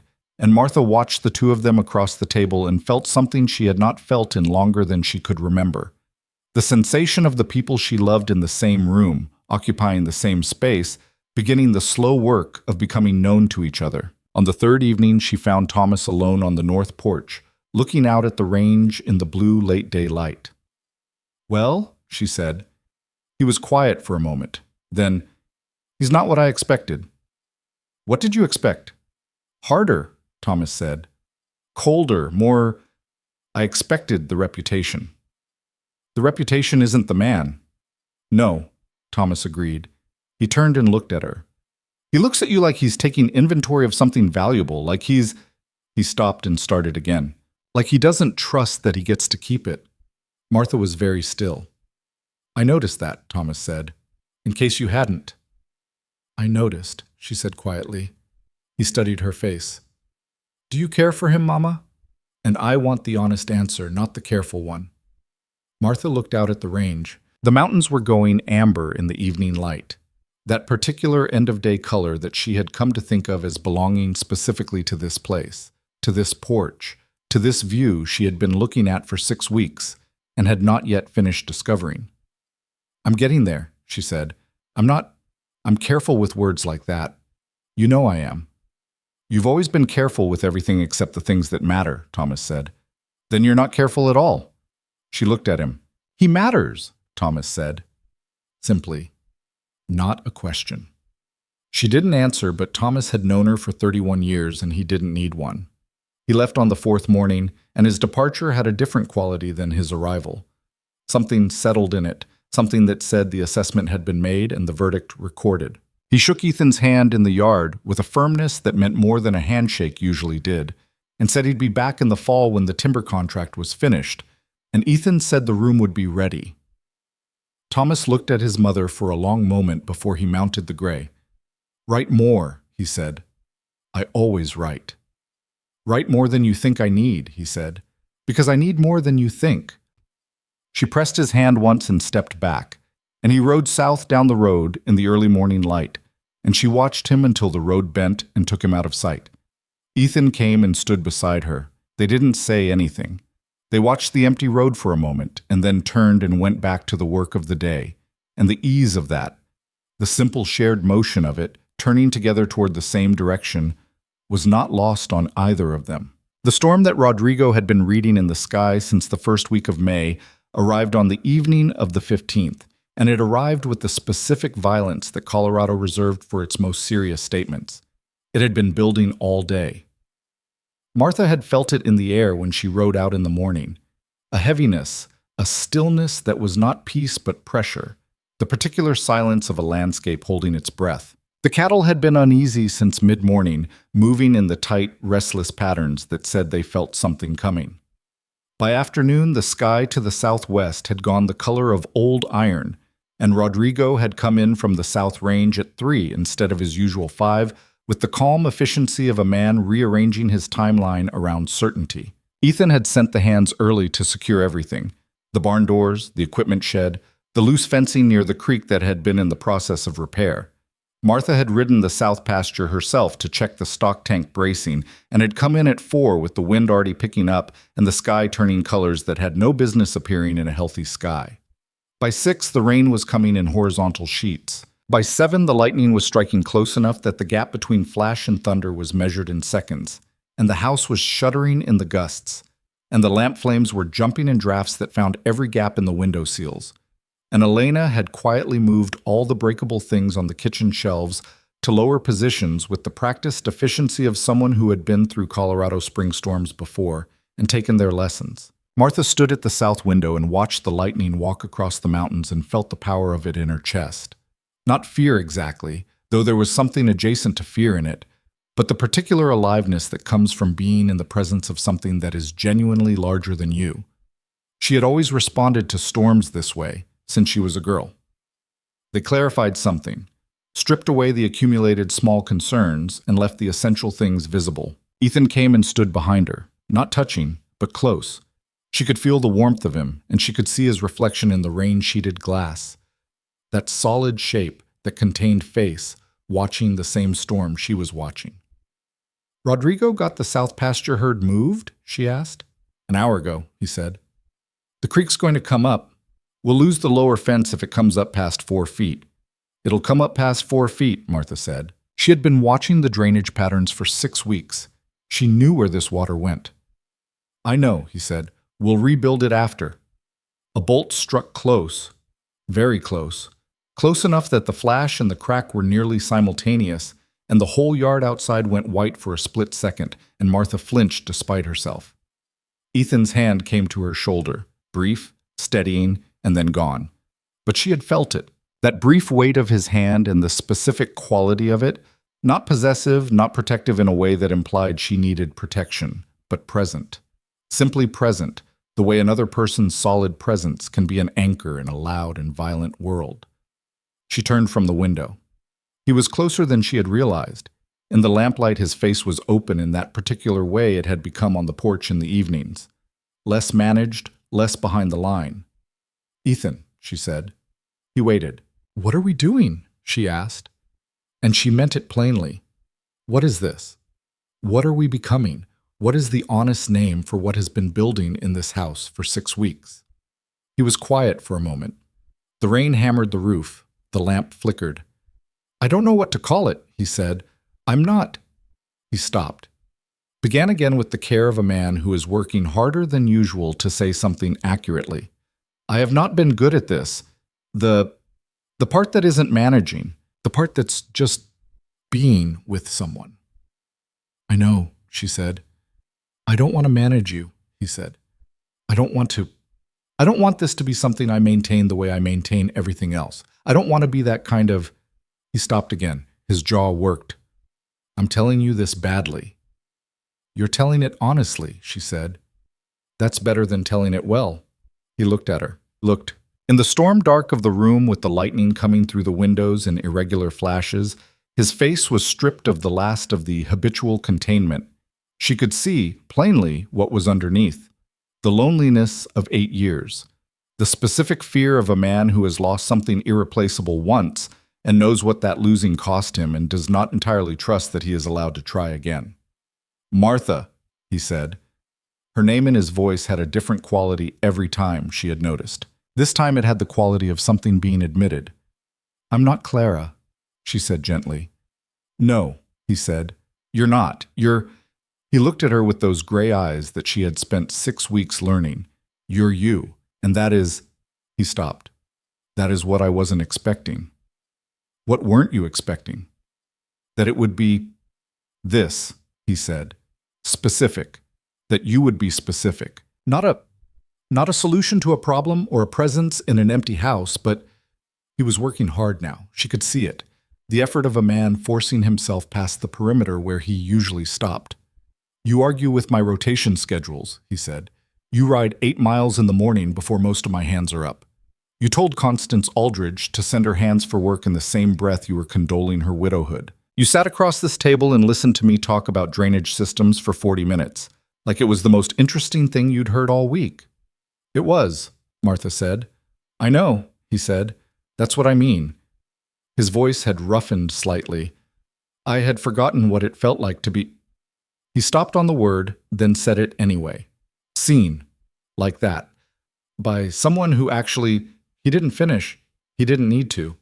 Martha reached out and put her hand on his arm. The way she had touched her father's cheek on the morning she left. The gesture of someone who is done being careful about a thing. He looked down at her hand, then up at her face. I came here thinking I was sacrificing something, she said. I want you to know that I understand now that I was wrong. What I thought I was giving up. She paused, getting it right. It was already gone. The life I was trying to hold on to at the Caldwell place had been gone for years. I was maintaining the shape of it out of habit and stubbornness and love for my father. She felt his arm shift under her hand. Not pulling away. The opposite. When I rode through the gate of this ranch 6 weeks ago, she said, I thought I was arriving somewhere I would learn to endure. And what I found instead was... She looked at him steadily. Work that matters. Land worth caring for. People worth knowing. A pause. A man worth knowing. The lightning flashed. The thunder followed in 3 seconds, moving away. The storm was passing its worst, tracking northeast, and the rain had already begun to ease from its horizontal violence toward something more ordinary. In the diminishing noise of it, the room felt very quiet. Ethan's hand came up and covered hers where it rested on his arm. Not a gesture of management or restraint. A gesture of holding. Of someone holding a thing carefully because they understand its value. I don't know how to do this slowly, he said. Yes, you do, she said. You've been doing it for 6 weeks. So have I. Something moved in his face. That region south of a smile, but closer this time. Much closer. You've been paying attention, he said. I always pay attention, she said. You should know that by now. His hand was still over hers. Outside, the rain fell steadily, steadily, the violence all gone out of it, just the clean, persistent fall of water on a Colorado night. I should know that by now, he said softly. Yes. They stood there for a moment, 2 people in their middle years, in the diminishing storm, with their hands overlapped and their faces close, and the lamplight between them, the particular quality of people who have arrived, with some difficulty and considerable doubt, at a place they had not known they were headed. Martha did not move away. Neither did he. And what passed between them in that stillness was not the urgency of young feeling. It was something older and more durable. Something that had been built out of 6 weeks of honest days and working mornings and porch evenings, and arguments about drainage, out of shared silence and careful words, and the long, patient education of 2 people learning the specific truth of each other. It was, she thought, exactly the right speed for what it was. The rain came down outside. The lamp burned low. Elena had gone to her own quarters an hour ago, and the house was theirs, the working house. The solid house built from squared timber and stone on a slight rise in the Colorado range. The house that was hers now, in a sense that had stopped being merely legal and had become something more like actual. There's something I want to ask you, Ethan said. Ask it. The house, he said. The east bedroom. He paused. I want you to know that it will always be your room, your space. I will never... I'm not asking you to give up what I gave you. Martha understood what he was saying. She understood also what it cost a man like him to say it, to draw that line so plainly, to make sure she knew the terms were hers to set, that no part of what had just happened between them changed the foundational promise of her freedom within this place. She was quiet for a moment, feeling the full weight of what he was offering and what it said about the man who was offering it. I know, she said. I know you won't. But I want... He stopped, started again. I want you to know that I would like another stop. He was not a man who said wanting things easily. It required something from him that most things didn't. More evenings like this, he said finally. More mornings like the last 6 weeks. Whatever it is we've been, whatever this is, I want more of it, at whatever pace makes sense to you. Martha looked at him for a long moment. At the careful, honest face of this man who had built an empire alone and managed his grief alone, and written a letter to a woman at a cattle auction because he had recognized in her something he had been missing for 8 years and had the courage, finally, to reach for it. "Ethan," she said, "go build up the fire." The storm took the heat out of the room. He blinked. Something shifted in his face. "And then," she said, "come sit with me and tell me what you're planning for the summer breeding rotation. I've been thinking about the bull placement in the north sections, and I have opinions." He looked at her for a full second. Then Ethan Graves did something she had not seen him do in 6 weeks. He smiled. Not the almost smile, not the region south of it, a real one, full and unguarded and slightly startled, as if it had arrived before he could decide whether to allow it, and by the time he noticed it was already there. It changed his whole face. It made him look. She registered this with a small, private, unperformed sensation of warmth, like the man he probably was when he was not managing everything. "You have opinions about everything," he said. "I do," she agreed. "Build up the fire." He went to the fireplace, and she settled in the chair beside it, and the rain came down outside in its clean, steady fall, and the storm moved away to the northeast where Colorado kept its weather once it was done with it.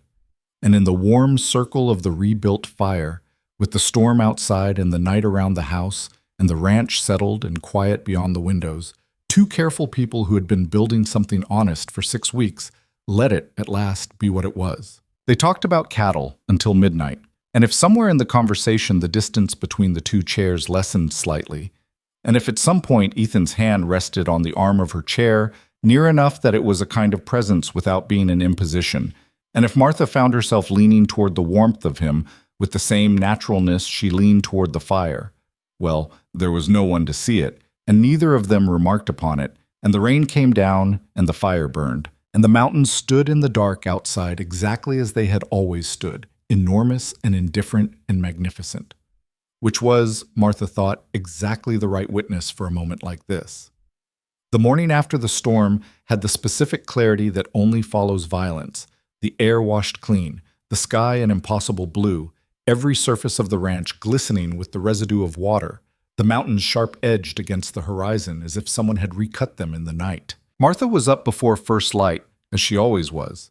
She stood at the east window with her coffee and watched the dawn come up over the soaked plains and felt the previous night sitting in her chest like something warm and permanent, the way a fire leaves heat in the stones long after the flames are gone. She did not examine it too closely. She had learned in 58 years of living that some things lost their quality when you held them up to direct scrutiny too soon. They needed time to set like good mortar before they could bear the weight of being looked at. What she knew, without needing to examine it, was that something had changed in the architecture of this place. Not noisily, not with ceremony, but changed. The way the ground changes after a real rain. The same ground, the same contours, but with a different quality underneath, a different capacity for what could grow in it. She dressed and went to the kitchen. Elena was already there, as she always was, moving with her compact, efficient grace between the stove and the preparation table. She looked up when Martha came in. She did not say anything about the previous night, about the lateness of the lamps in the front room, about whatever she had heard or not heard or concluded in the way that Elena concluded things, quietly, accurately, and without requiring external confirmation. What she did was pour Martha's coffee without being asked and set it at the counter beside the bread she had already started and returned to her work. It was Martha understood Elena's way of saying she was glad. She didn't say it out loud. Martha didn't acknowledge it out loud. They worked side by side in the kitchen in the early morning quiet, and the communication that passed between them required no words whatsoever.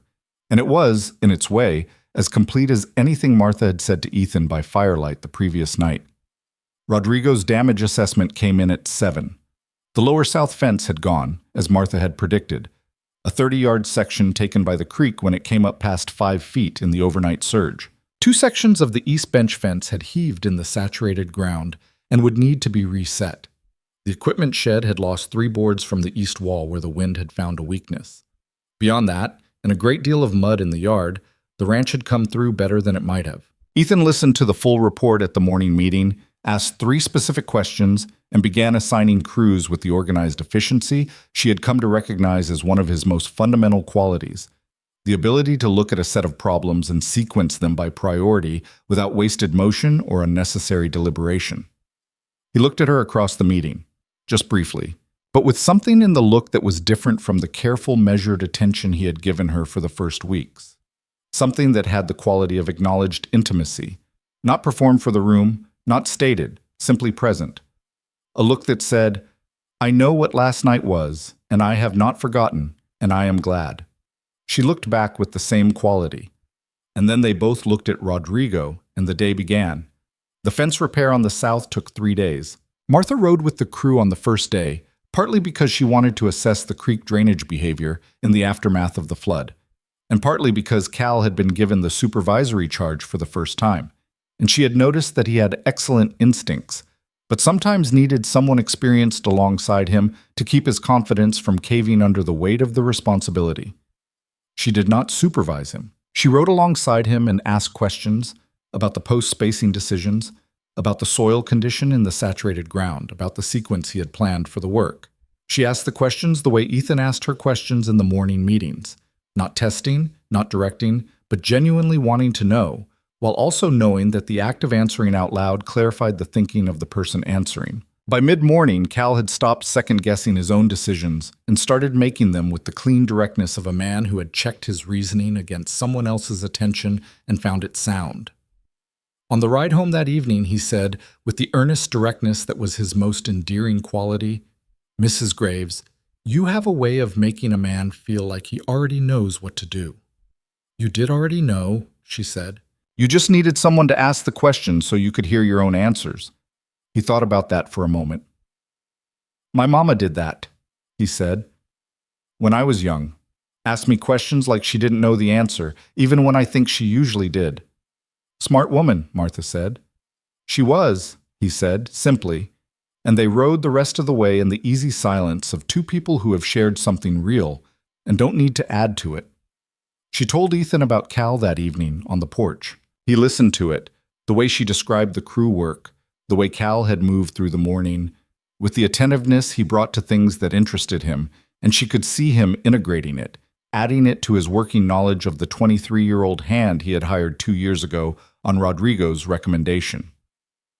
"He'll be a foreman in 5 years," Ethan said. "4," Martha said. "If you give him the chances." Ethan looked at her. "4," he agreed. The space between their chairs on the porch had become, over the night since the storm, something different than it had been. Not dramatically different. There were no dramatic gestures between them, no sudden declarations, nothing that would have read as significant to a casual observer. But the small geography of it had changed. The comfortable proximity of two people who have stopped measuring the distance. He had taken to resting his hand on the arm of her chair in the evenings. Not on her hand, just near it, on the wood of the arm, close enough that the warmth of his presence was palpable. She had taken to leaning slightly in his direction when she talked. Neither of them acknowledged these adjustments. They simply existed as the natural expression of something that had stopped needing to be careful about itself. The conversations had deepened. They talked about the ranch constantly. There was always ranch to talk about, but they had begun to talk about other things as well. About their fathers, both of whom were men of particular qualities that had shaped them in ways they were still, at their ages, discovering. About the years of their first marriages.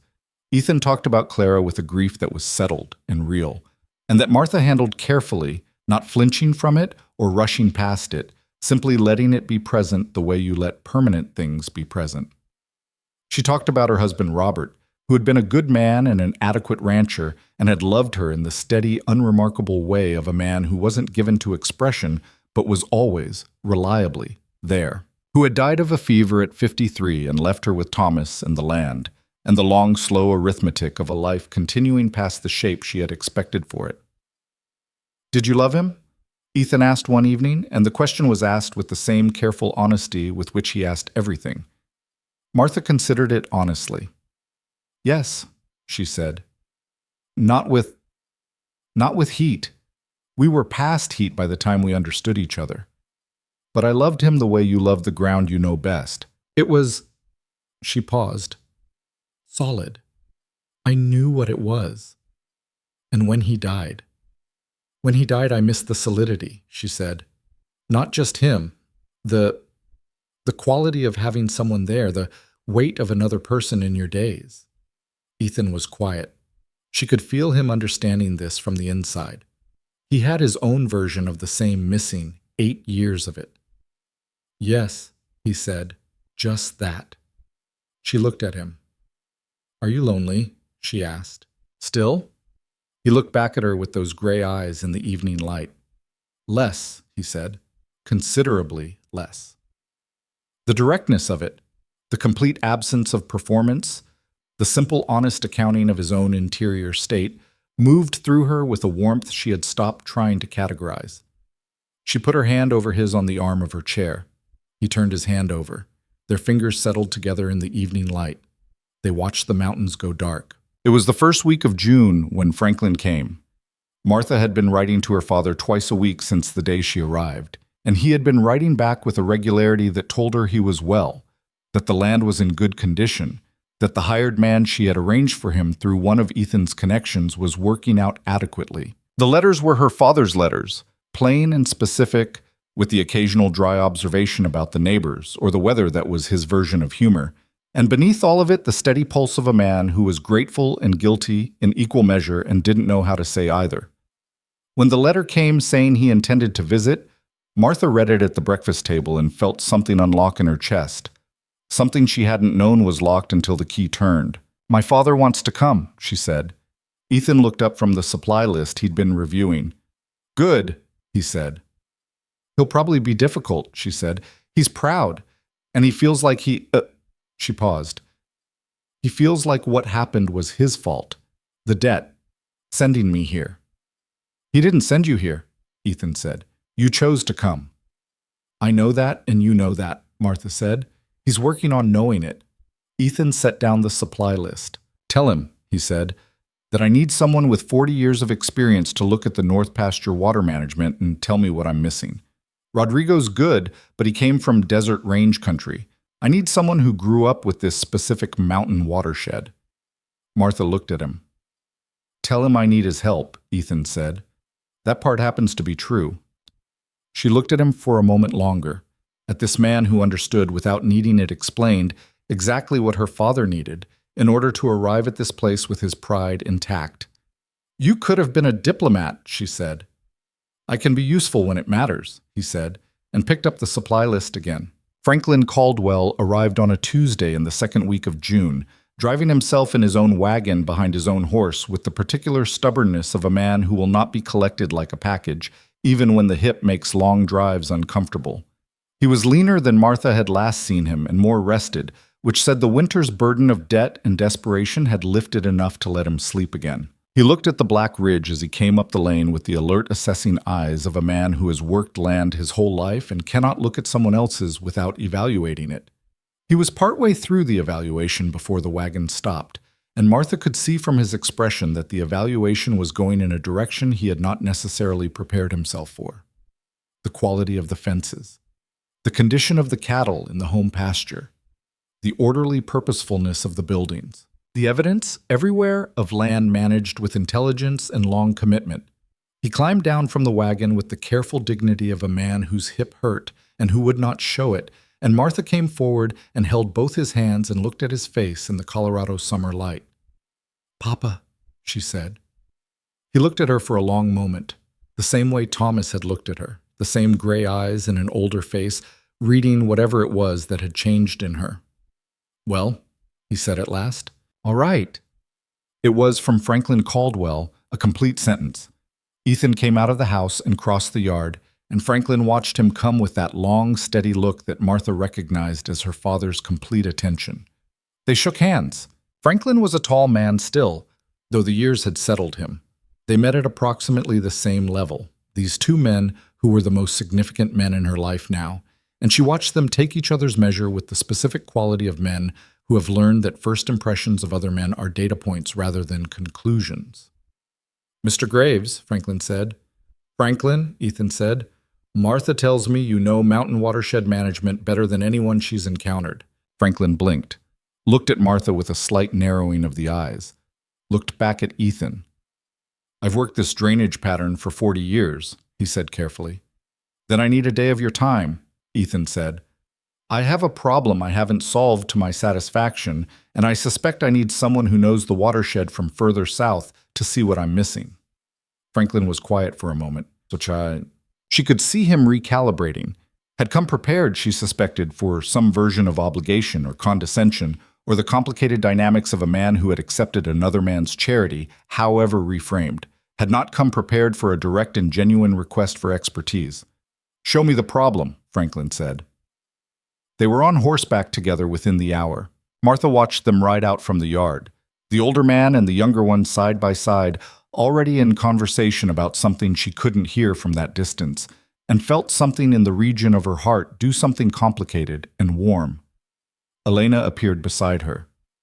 Your father is a good man, Elena said in her plain, decisive way. Yes, Martha said. The same kind of good as your husband, Elena said, using the word with a naturalness that still occasionally startled Martha. Underneath the hard part, Martha looked at her. You noticed. I notice everything, Elena said, with a serenity that was utterly without boast. It is how I have kept this house running for 8 years. She went back inside, and Martha stood in the yard in the June morning and watched the two figures on horseback diminish into the north pasture, and the Colorado summer spread around her in every direction, enormous and bright, and she thought about the word Elena had used, your husband, and let it settle in her the way all the real things had settled, slowly, without force, finding their own level. Franklin stayed 5 days. He and Ethan spent most of the first 3 of them on the North Watershed problem, riding together, arguing together, because Franklin was not a man who agreed with things he didn't agree with, and Ethan was not a man who accepted deference in place of reasoning, and the combination produced exactly the kind of productive friction that yielded actual solutions rather than compromises. Martha watched it from a distance with a deep, quiet satisfaction. On the evening of the second day, she overheard them at the kitchen table after supper, still at it, with the drainage map spread between them and 2 cups of coffee gone cold, and she stopped in the doorway and just listened for a moment. The problem is the secondary channel, Franklin was saying, one thick finger on the map. It looks like it runs off to the northeast, but in a heavy rain year it backs up here. Tap. And that's what's sending the overflow into your low pasture. You're not managing the drainage. You're managing the symptom. I've been managing this wrong for 3 years, Ethan said. It was not self-recrimination. It was the plain acknowledgement of a man who had just understood something and was filing it accurately. You'd have figured it out, Franklin said. Takes time is all. This watershed doesn't give up its character in a season. You grew up on it. My father grew up on it. I inherited the knowledge. Franklin paused. It's the kind of thing that should be passed down. A silence. Martha, in the doorway, was very still. Yes, Ethan said quietly. It should. She went to bed that night with the sound of that exchange sitting in her in a way that was almost unbearably fine. On the 4th evening, Franklin found her alone on the south porch. He settled into the chair beside hers with the careful procedure of a man managing a difficult hip, and they sat for a while looking at the mountains before he said anything. I was wrong, he said. About what? About what I thought I was asking you to do. He looked out at the mountains. His profile in the evening light was the profile she had known all her life. That square jaw, those pale eyes, the stubbornness and the sorrow and the love, all mixed together in a face she could read from any distance. I thought I was asking you to sacrifice yourself, to go and... He stopped. I was sending you to save the land. I knew that's what it was. And I hated myself for it, but I couldn't... Papa, she said. Let me say it, he said, with enough in it that she let him. I couldn't see another way, and I was too proud to stop you, and too old to find another solution, and I have been living with that since the day you drove down the lane and didn't look back. Silence. You looked back, he said. I know you didn't, but I watched the whole road and I kept thinking you'd look back, and you didn't. Martha was quiet for a moment. I didn't look back because I was afraid if I did I wouldn't go, she said, and I needed to go. He turned and looked at her. Not for you, she said. I mean, for you, yes, partly, but also for me, because you were right that I had stopped. She looked at him directly. I had stopped living, Papa.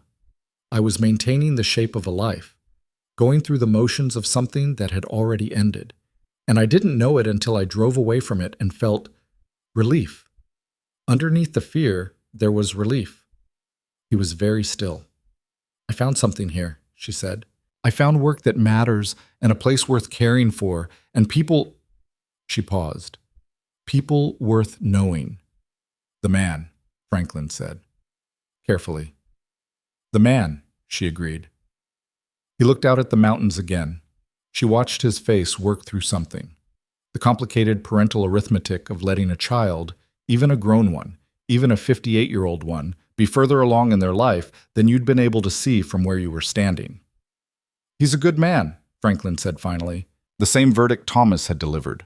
The same words, but with something additional in it from her father. A weight of considered judgment, something that had been examined from every angle before being stated. I know, Martha said.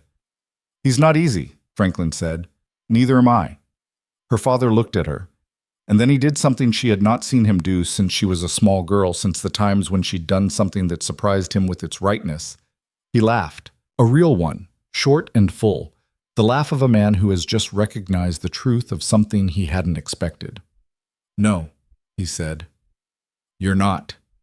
He covered her hand with his, and they sat there as the mountains went purple and then black, and the stars came out over the Colorado plain in their uncountable multitudes. Your mother would have liked it here, he said. Tell me what she would have said about it, Martha said. So he did. And they sat there for a long time, Franklin Caldwell and his daughter, talking about a woman who had been gone for 20 years, and was somehow present in every choice that had led to this porch, and this evening, and this view of the mountains. Ethan did not join them on the porch that night. She understood, without needing to be told, that he had understood this was her time with her father, and had arranged himself accordingly. She saw the lamp burning in the study window, heard the faint sound of him working at the desk that overlooked the yard. She felt in that moment the quality of him more completely than she had felt it yet. The man who built things and managed things and had been alone for 8 years, who was capable, in his containment, of making space for what other people needed, even when what other people needed was time that didn't include him. She went to the study window on her way inside. He looked up. My father wants to ride the North Watershed again tomorrow before he leaves, she said. He has another idea about the secondary channel. I know, Ethan said. He told me at supper. I asked Rodrigo to have both horses ready at 6. She looked at him, at the desk lamp on his face, at the papers and the maps and the evidence of the evening's work, and at the man in the middle of it all who had found room, in his careful and particular heart, for her father's dignity and her son's judgment, and Elena's 8 years of tenure, and Rodrigo's steady wisdom, and Cal's young ambition, who had found room for her. Ethan, she said. He waited the way he always waited, completely, without impatience. Come to the porch, she said. The papers will keep. He looked at her for a moment. Then he set down his pen, capped the ink, and stood up. They went to the south porch together, and the night was warm and the stars were out and the mountains were dark shapes against a sky that went on forever in every direction. And they sat in their chairs with their hands near each other and talked until very late about nothing that was on any supply list or rotation schedule or drainage map. They talked about what they wanted, not what they needed, not what made practical sense, not what the balance sheets of their lives required, what they wanted. Ethan, who had never found it easy to say, I want, who had spent his entire adult life converting want into work and desire into action, who had learned to want nothing he hadn't already determined he could achieve, sat on that porch in the June night and said what he wanted in the particular plain, careful words of a man who had decided that honesty was the only currency worth spending. He wanted the ranch to outlast him, not just to survive, but to become something that meant something to the land and the people who worked it. He wanted Thomas to come back in the fall and stay longer this time. He wanted to solve the North Watershed problem properly, all the way to its root, and he wanted Franklin Caldwell's knowledge to be part of how he did it. He wanted to go to sleep in a house that had people in it who mattered to him. He stopped, looked at her. I want to stop managing it, he said. All of it. I want to... He looked for the word, found it. I want to live it, instead. Martha felt those words in the deepest part of herself. "You are," she said. "You have been, since before you knew you were." He looked at her with those gray eyes that she had spent 3 months learning and was still, she knew, only in the early chapters of. "Since you came," he said. She didn't look away. "Yes," she said. "Since I came." The night was enormous around them. The horses were quiet in the corral. Somewhere in the bunkhouse, the harmonica started up. That same thin, sweet sound she had heard on her first night here, drifting through the Colorado dark. The same and yet not the same, because she was not the same woman who had heard it on that first night, sitting on a porch that was new and strange and slightly frightening in its solidity. She was a woman who had been here 3 months, who had ridden every section of this land, who knew every hand by name and history, who knew the kitchen as well as Elena did, who knew the rotation schedules and the watershed problems, and the bull placement and the equipment inventory and the account books with their columns of figures that told the story of a ranch that was healthy and growing and built to last. Who knew the man beside her in the particular complete way that only comes from daily honest proximity, from argument and silence and shared weather and the long patient accumulation of a life conducted in each other's presence. She was Martha Graves. She had been that, on paper, since April 14th, but she was becoming it, she understood now, in the way that actually mattered, in the interior, in the place where identity lives. She reached across the small distance between the chairs and put her hand in his. His hand closed around hers, not possessively, not urgently, with the specific tenderness of a man who has waited for something longer than he should have had to and knows it and is grateful now for simply having it. They stayed on the porch until Franklin's lamp went out in the guest room and the bunkhouse went dark and the harmonica stopped, until the only sounds were the wind in the grass and the horses in the corral and the faint far sound of the creek running in the darkness below the north pasture. The same creek that flooded in the storm, that had taken the lower fence, that Ethan had said they would rebuild after. They would. They were already planning it. The rebuilding was part of the work, the same as everything else. Steady, unhurried, done properly the first time so it would hold. Martha understood, sitting there in the warm June night with Ethan's hand around hers and the mountains standing watch over the Colorado plain, that this was the nature of everything worth having. It got damaged sometimes. It required rebuilding. What mattered was whether the ground beneath it was solid, whether the people tending it understood the watershed, knew where the water actually came from, knew where it went when the pressure built, knew how to manage not just the symptoms but the root of the thing. She thought they did. She thought they were, the two of them, getting there. Franklin left the next morning with the hip not bothering him as much as it had when he arrived, or so he claimed, and with the particular straightness of a man who has been useful and knows it. He shook Ethan's hand for a long time. He kissed Martha's forehead. He climbed up onto his wagon with more ease than he'd climbed down, and he drove down the lane in the early morning light, and this time Martha watched him go without the catch of grief she had expected. She watched him go knowing he was returning to land that was his, clear and clean, with the knowledge that she was here, that she was well, that the life she was living was not sacrifice but arrival. Ethan stood beside her until the wagon turned at the road. Then he said, "The North Pasture crew is waiting." "I know," she said. "I want to check the secondary channel myself this morning." "Rodrigo already has your horse up," he said. She looked at him. He looked back. The morning light was full and clear. The sky that deep Colorado blue that appeared on the finest days and seemed to say the world was capable of more beauty than you'd given it credit for. "Let's go," she said. And they went. Together, into the working morning, into the ranch that was theirs in the only sense that ultimately mattered, the sense built from daily commitment and honest effort and the slow accumulated weight of a life conducted with full attention. The mountains watched them go, as they always did, enormous, indifferent, and in their indifference, somehow exactly right. Summer settled over Black Ridge Ranch the way good things settle, gradually, completely, without announcing itself until you looked up one day and realized it had been there long enough to feel permanent. The secondary channel solution that Franklin had identified took 3 weeks to implement properly. It was not simple work, Diverting a natural drainage pattern required understanding not just the immediate geography, but the behavior of the watershed across seasons. And Franklin had been right that the problem ran deeper than anything a single season's observation could have revealed. Ethan brought in a crew of 5 for the heavy excavation work and supervised it himself, with Martha riding the affected sections daily and Rodrigo managing the cattle displacement while the lower pastures were worked.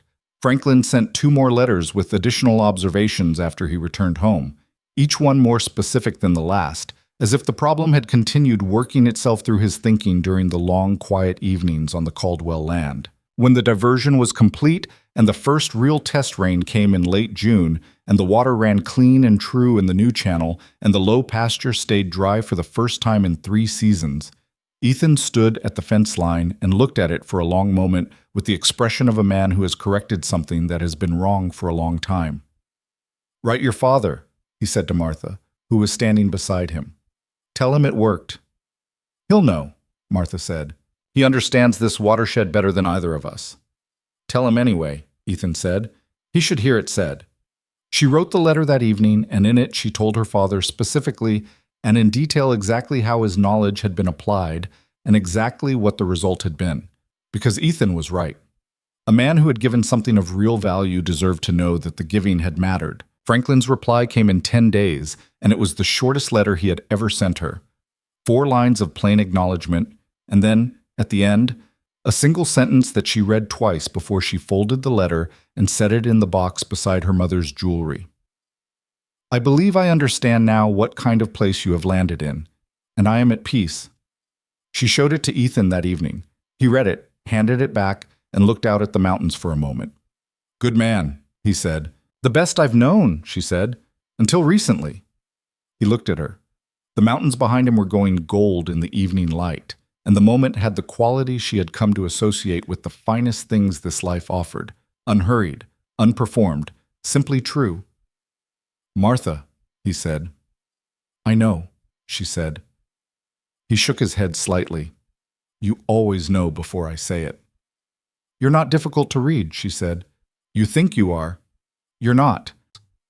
Something crossed his face. That real smile, the one that still startled her a little every time, the one that arrived before he could manage it back. "Is that so?" "To me," she said. "You're not difficult to read to me."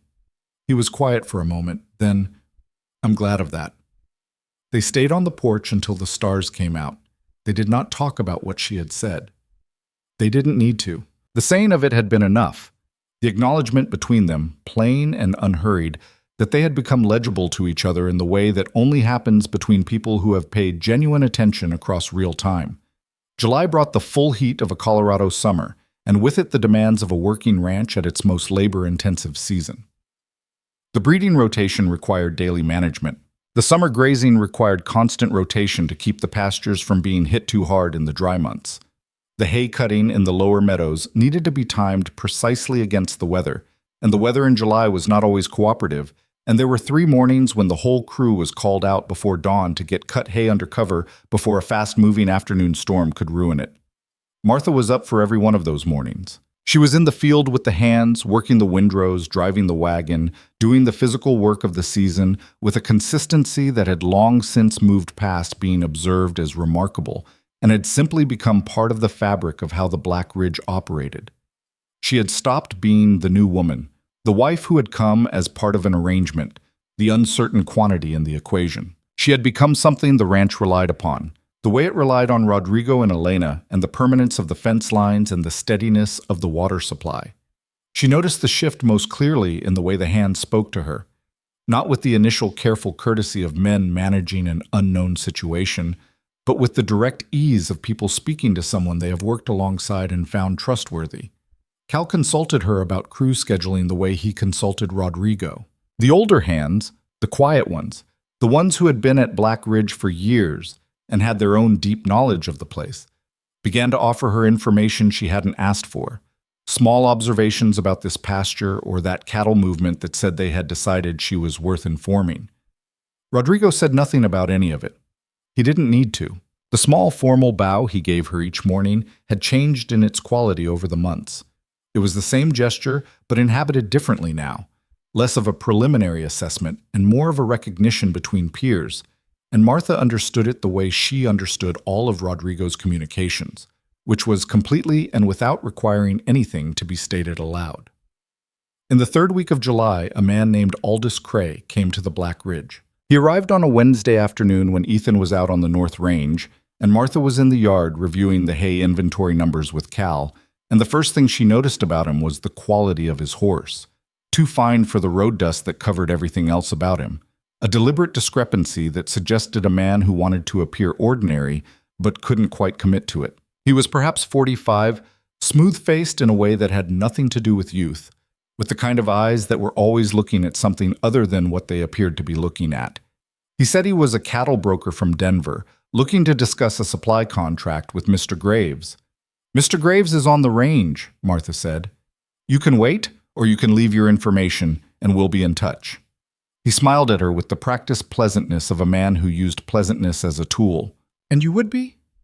"Mrs. Graves," she said. Something moved in his eyes. A recalculation. "Ah," he said. "I'd heard Mr. Graves had recently," a pause, "made domestic arrangements." "He has," Martha said. "Would you like to wait inside or on the porch?" He chose the porch, and Martha went inside and said to Elena, without particular inflection, "There's a man on the porch who says he's a cattle broker from Denver. He has a good horse and bad eyes." Elena, who had been putting up preserves, set down her jar without hurry and looked at Martha. "I will send Diego to find Mr. Graves," she said. "Please," Martha said. She brought the man coffee and sat across from him on the porch with the account ledger she had been meaning to review, and she worked through the ledger with complete attention while he talked about the Denver cattle markets and the railroad contracts and the expanding opportunities for a ranch of Black Ridge's quality. She asked 3 questions. Specific, numerical questions about contract terms and delivery schedules, and watched him answer them with the slight hesitation of a man who had not expected to be questioned in specifics. He was still talking when Ethan came up from the south yard, trail dusty and reading the situation in the same single glance he turned on everything. "Aldous Cray," the man said, standing and extending his hand. "Denver Consolidated Cattle Brokers. I've been speaking with your wife about—" "I heard what you've been saying," Ethan said. He shook the hand briefly, looked at Martha. "Anything I should know before he continues?" "He's been imprecise about the delivery schedule terms," Martha said, "and the price per head he quoted is 15 cents below what the Burlington Northern paid us in last year's contract." Cray's pleasant expression did not change, but something behind it did. Ethan pulled up a chair and sat down. "Start again from the beginning," he said to Cray, "with numbers this time." The conversation that followed was entirely different in character from the one Cray had apparently planned. Ethan was a negotiator of considerable skill.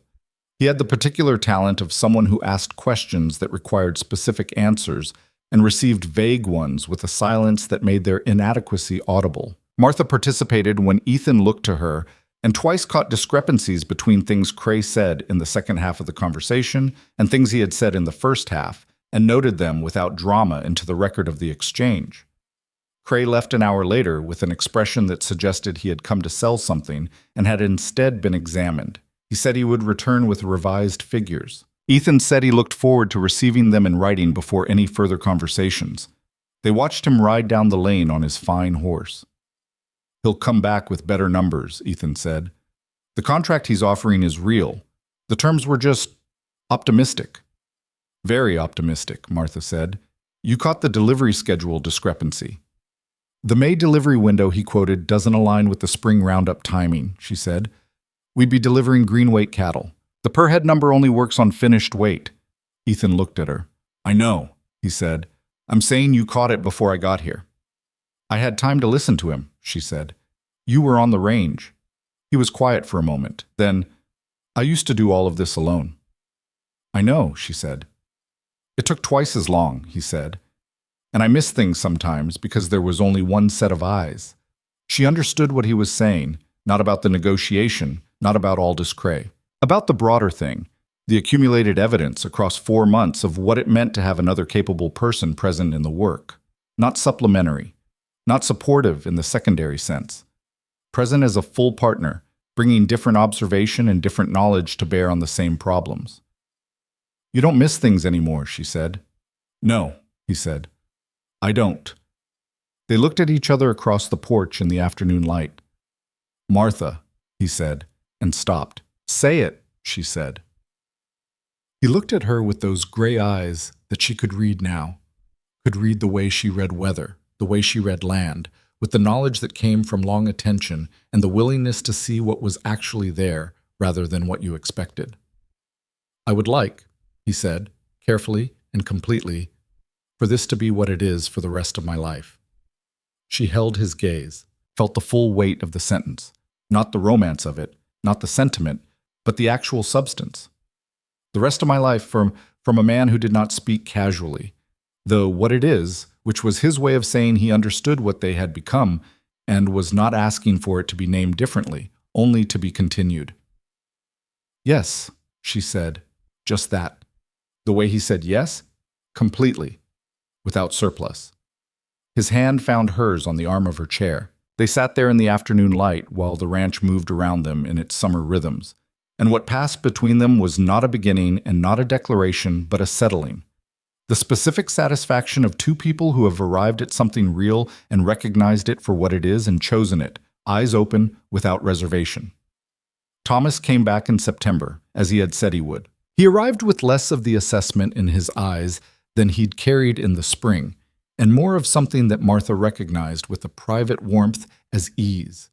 He had made his judgment in April and had spent the summer revising it upward based on her letters and his own thinking, and what he brought to the Black Ridge in September was a man who had decided he was arriving somewhere he intended to return to.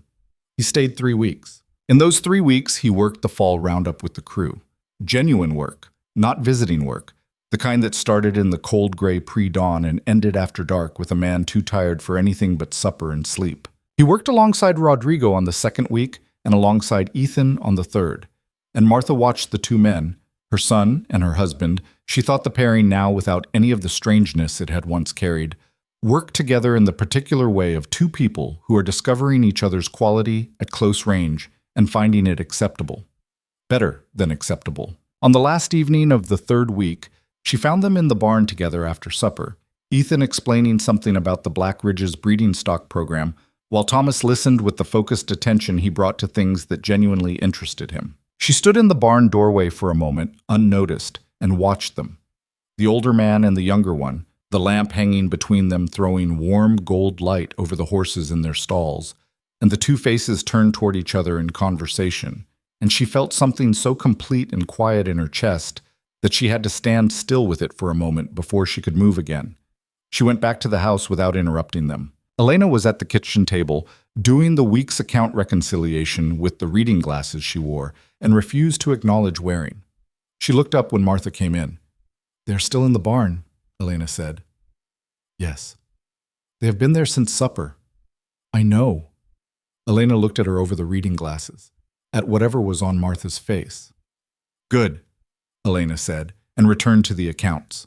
Thomas left on a Sunday morning with the specific quality of departure that says a person is not leaving a place behind but simply going away from it for a while and fully intends to come back. He shook Ethan's hand in the yard for a long time. He hugged Martha. He was not a man who hugged easily, hadn't been since he was small, and so when he did it, it meant something. "In the spring," he said. "In the spring," she agreed. He mounted the gray horse and rode south, and this time Martha watched him go the whole way to the bend in the road, and she was not sad. She was something better than that. She was certain. Certain of his return, certain of the place he was returning from and returning to, certain of the ground beneath all of it. October came with color.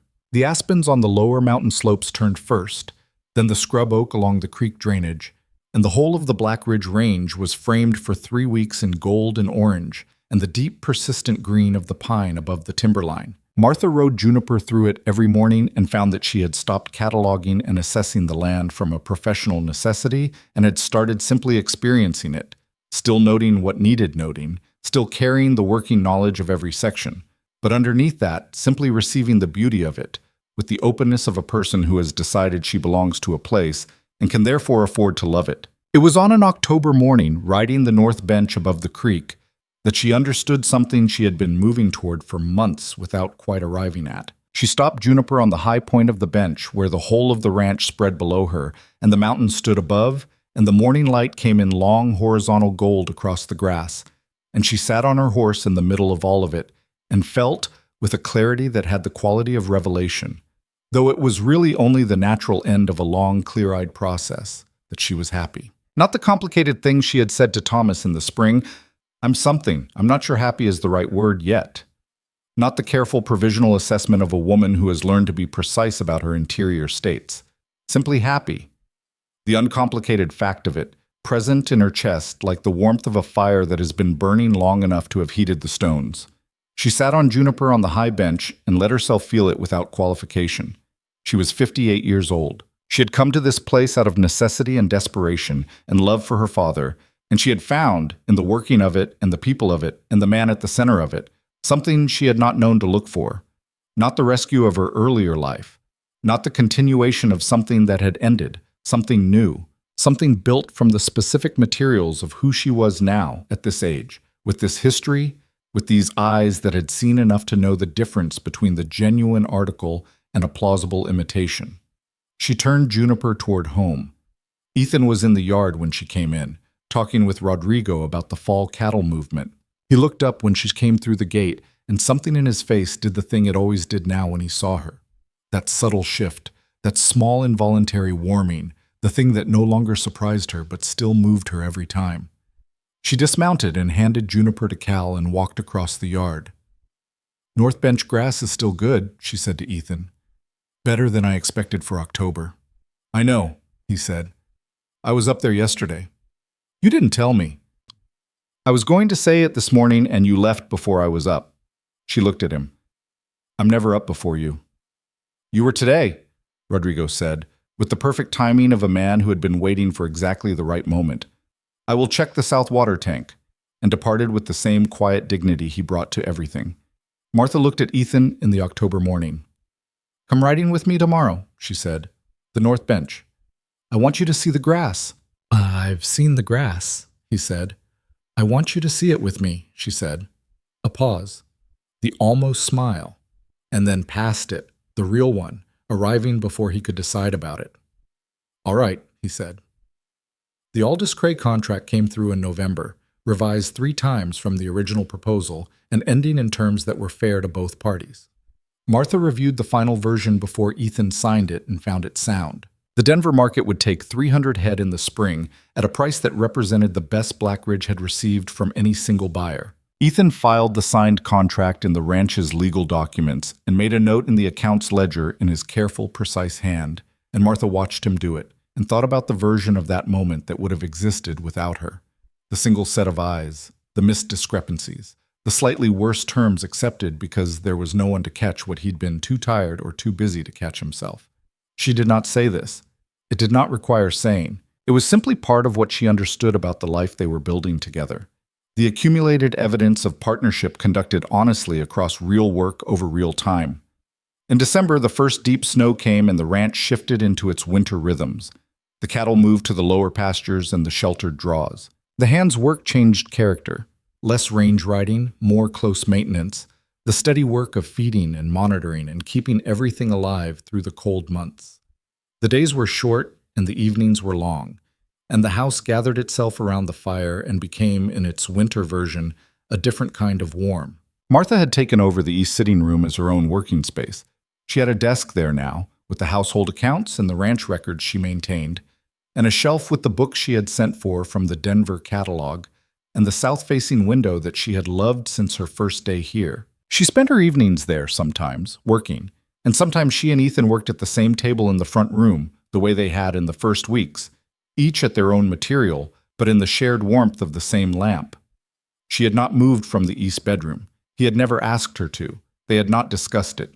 They had arrived, in the natural way of things, at an arrangement that was entirely their own, a closeness that belonged to them specifically, that had the particular character of 2 private people who had found in each other the only company they genuinely wanted, who had moved toward each other slowly and on their own terms, and had built something that was, because of its slowness and its honesty, exactly as strong as it needed to be. On a December evening when the snow was coming down outside the windows and the fire was high and the house was warm and quiet, Martha was sitting at the front room table with the breeding record she was updating when Ethan came in from checking the barn and stood by the fire for a moment, warming his hands, and then looked at her across the room. "There's something I want to say," he said. She set down her pen. "Say it." He came and sat across from her at the table. The lamp was between them, the same lamp that had been between them on the first evenings when they were still learning the geometry of this arrangement, still measuring the distance, still being careful with each other. He folded his hands on the table in front of him with the deliberateness of a man who has organized his thoughts and intends to deliver them accurately. "When I wrote that letter," he said, "to you, in March, I remember. I told you I wasn't a sentimental man." He looked at her steadily. "That was true when I wrote it. I want you to know that it is less true now." She was very still. "I don't know how to say some things," he said. "I've never been good at the words for the interior parts. Claire used to say I expressed affection like a man filing a land claim. Clearly, legally, without decoration." Martha felt the warmth in that. The way he could speak of Clara now without it closing anything between them, the way the grief of the past and the life of the present had found their respective places and made room for each other.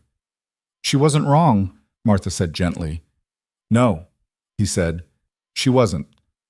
He looked at his folded hands for a moment, then back at her. "But I want to try to say the interior parts. Because you have—" He stopped, started in a different place. 8 months ago, this house was a place I managed. I kept it running.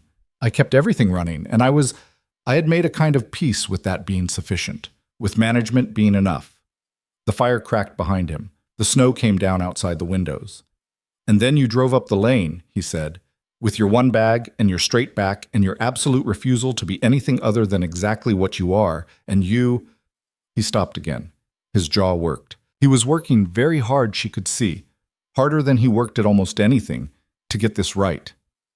"You made it a home," he said, not by decorating it or softening it or changing its character, by being in it, by being who you are in it, every day, with your full attention and your full self and your—" He looked at her.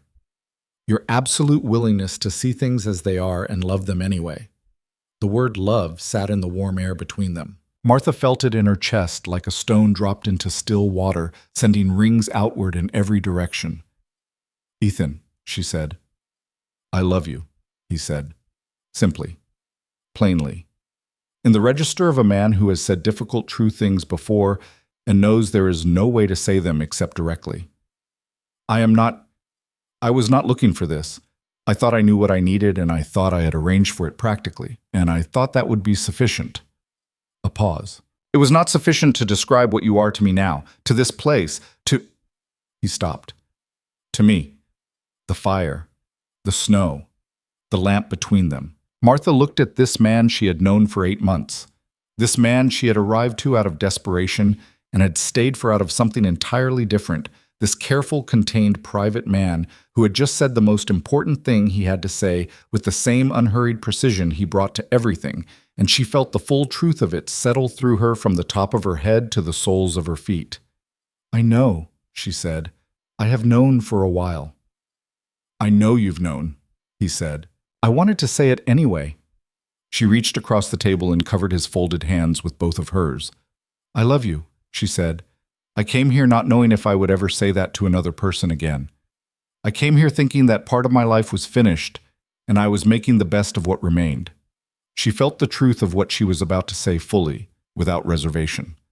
"I was wrong about what remained. What remained was more than I had any right to expect." His hands turned under hers, held them. "More than I expected too," he said quietly. The snow came down outside. Inside the house was warm and lit and full of the evidence of a life being lived, the account books and the breeding records, and Elena's preserves on the kitchen shelf, and the photograph of Thomas on the east bedroom desk, and the folded letter from Franklin in the jewelry box, and the bolt of dark flannel she had bought in Millbrook that had since been made into work shirts that hung in the bunkhouse and were worn by men who worked this land every day. Martha Graves sat across the table from her husband in the December firelight. and held his hands and felt the particular quality of a happiness that has been built rather than found, built from work and honesty and the patient accumulation of days conducted with full attention, from arguments about drainage and shared silences on the south porch, and coffee in a storm, and the specific education of two careful people learning to be known by each other. Spring came again to Black Ridge Ranch as it had always come and would always come, slowly at first, testing itself. A warm day followed by a cold one, the snow retreating up the mountain slopes as the weeks advanced, the grass beginning in the low ground first and working its way upward, the cattle moving back toward the upper pastures with the unhurried certainty of animals following rhythms older than any human arrangement. Thomas came back in April, as he had said he would, and he brought with him a young woman from the Wyoming timber country, tall and quiet, with observant eyes and capable hands, the kind of woman that Thomas Caldwell would choose without any of the choosing requiring explanation to people who knew him. He introduced her to his mother first, which told Martha everything she needed to know about his intentions, and then to Ethan, who shook her hand and said there was a room ready, and then to Rodrigo, who gave the small formal bow that was his highest form of greeting. Her name was June, and she looked at Black Ridge Ranch with the eyes of someone calculating whether a place was worth being part of, and after 3 days of working and watching and learning its rhythms, she appeared to have made her determination, because she stopped looking at it and started simply being in it. Martha watched this happen with the specific warmth of recognition. She knew what that transition looked like from the inside. On the first evening of the second week, she found June on the south porch, looking at the mountains in the long evening light, and she brought 2 cups of coffee and sat beside her, and they watched the mountains go gold and then amber and then the deep blue of late evening. "It's a good place," June said. "Yes," Martha said. "It is." "Thomas talks about it differently than he talks about everything else," June said, "like it's already part of him." "It is," Martha said, "because I'm part of it, and he's part of me." June turned and looked at her. Young eyes, but not naive ones. Eyes that had seen the Wyoming wilderness and knew the quality of hard country and the people it made. She was measuring Martha, and Martha let herself be measured because that was what honest women did. "He says you came here not knowing if it would be anything," June said, "and it became everything." Martha looked out at the mountains, thought about March of the previous year, the storm coming in from the west, her father at the fence post, the letter in her apron pocket, the 6 miles to the post office in the rain, the 11 minutes in the front room before Judge Harlan Boyce, the east bedroom with its smell of cedar and lavender, the south porch and the gray eyes and the small, careful words that carried everything. "It became what it was always going to be," Martha said. "Once I stopped being afraid of it." June absorbed that. "What were you afraid of?" "That it wouldn't be enough," Martha said. "That arriving somewhere new at 58 was too late to build anything real." She paused. "I was wrong about that." June looked back at the mountains, quiet for a moment, in the way of someone turning something over carefully. "Good to know," she said.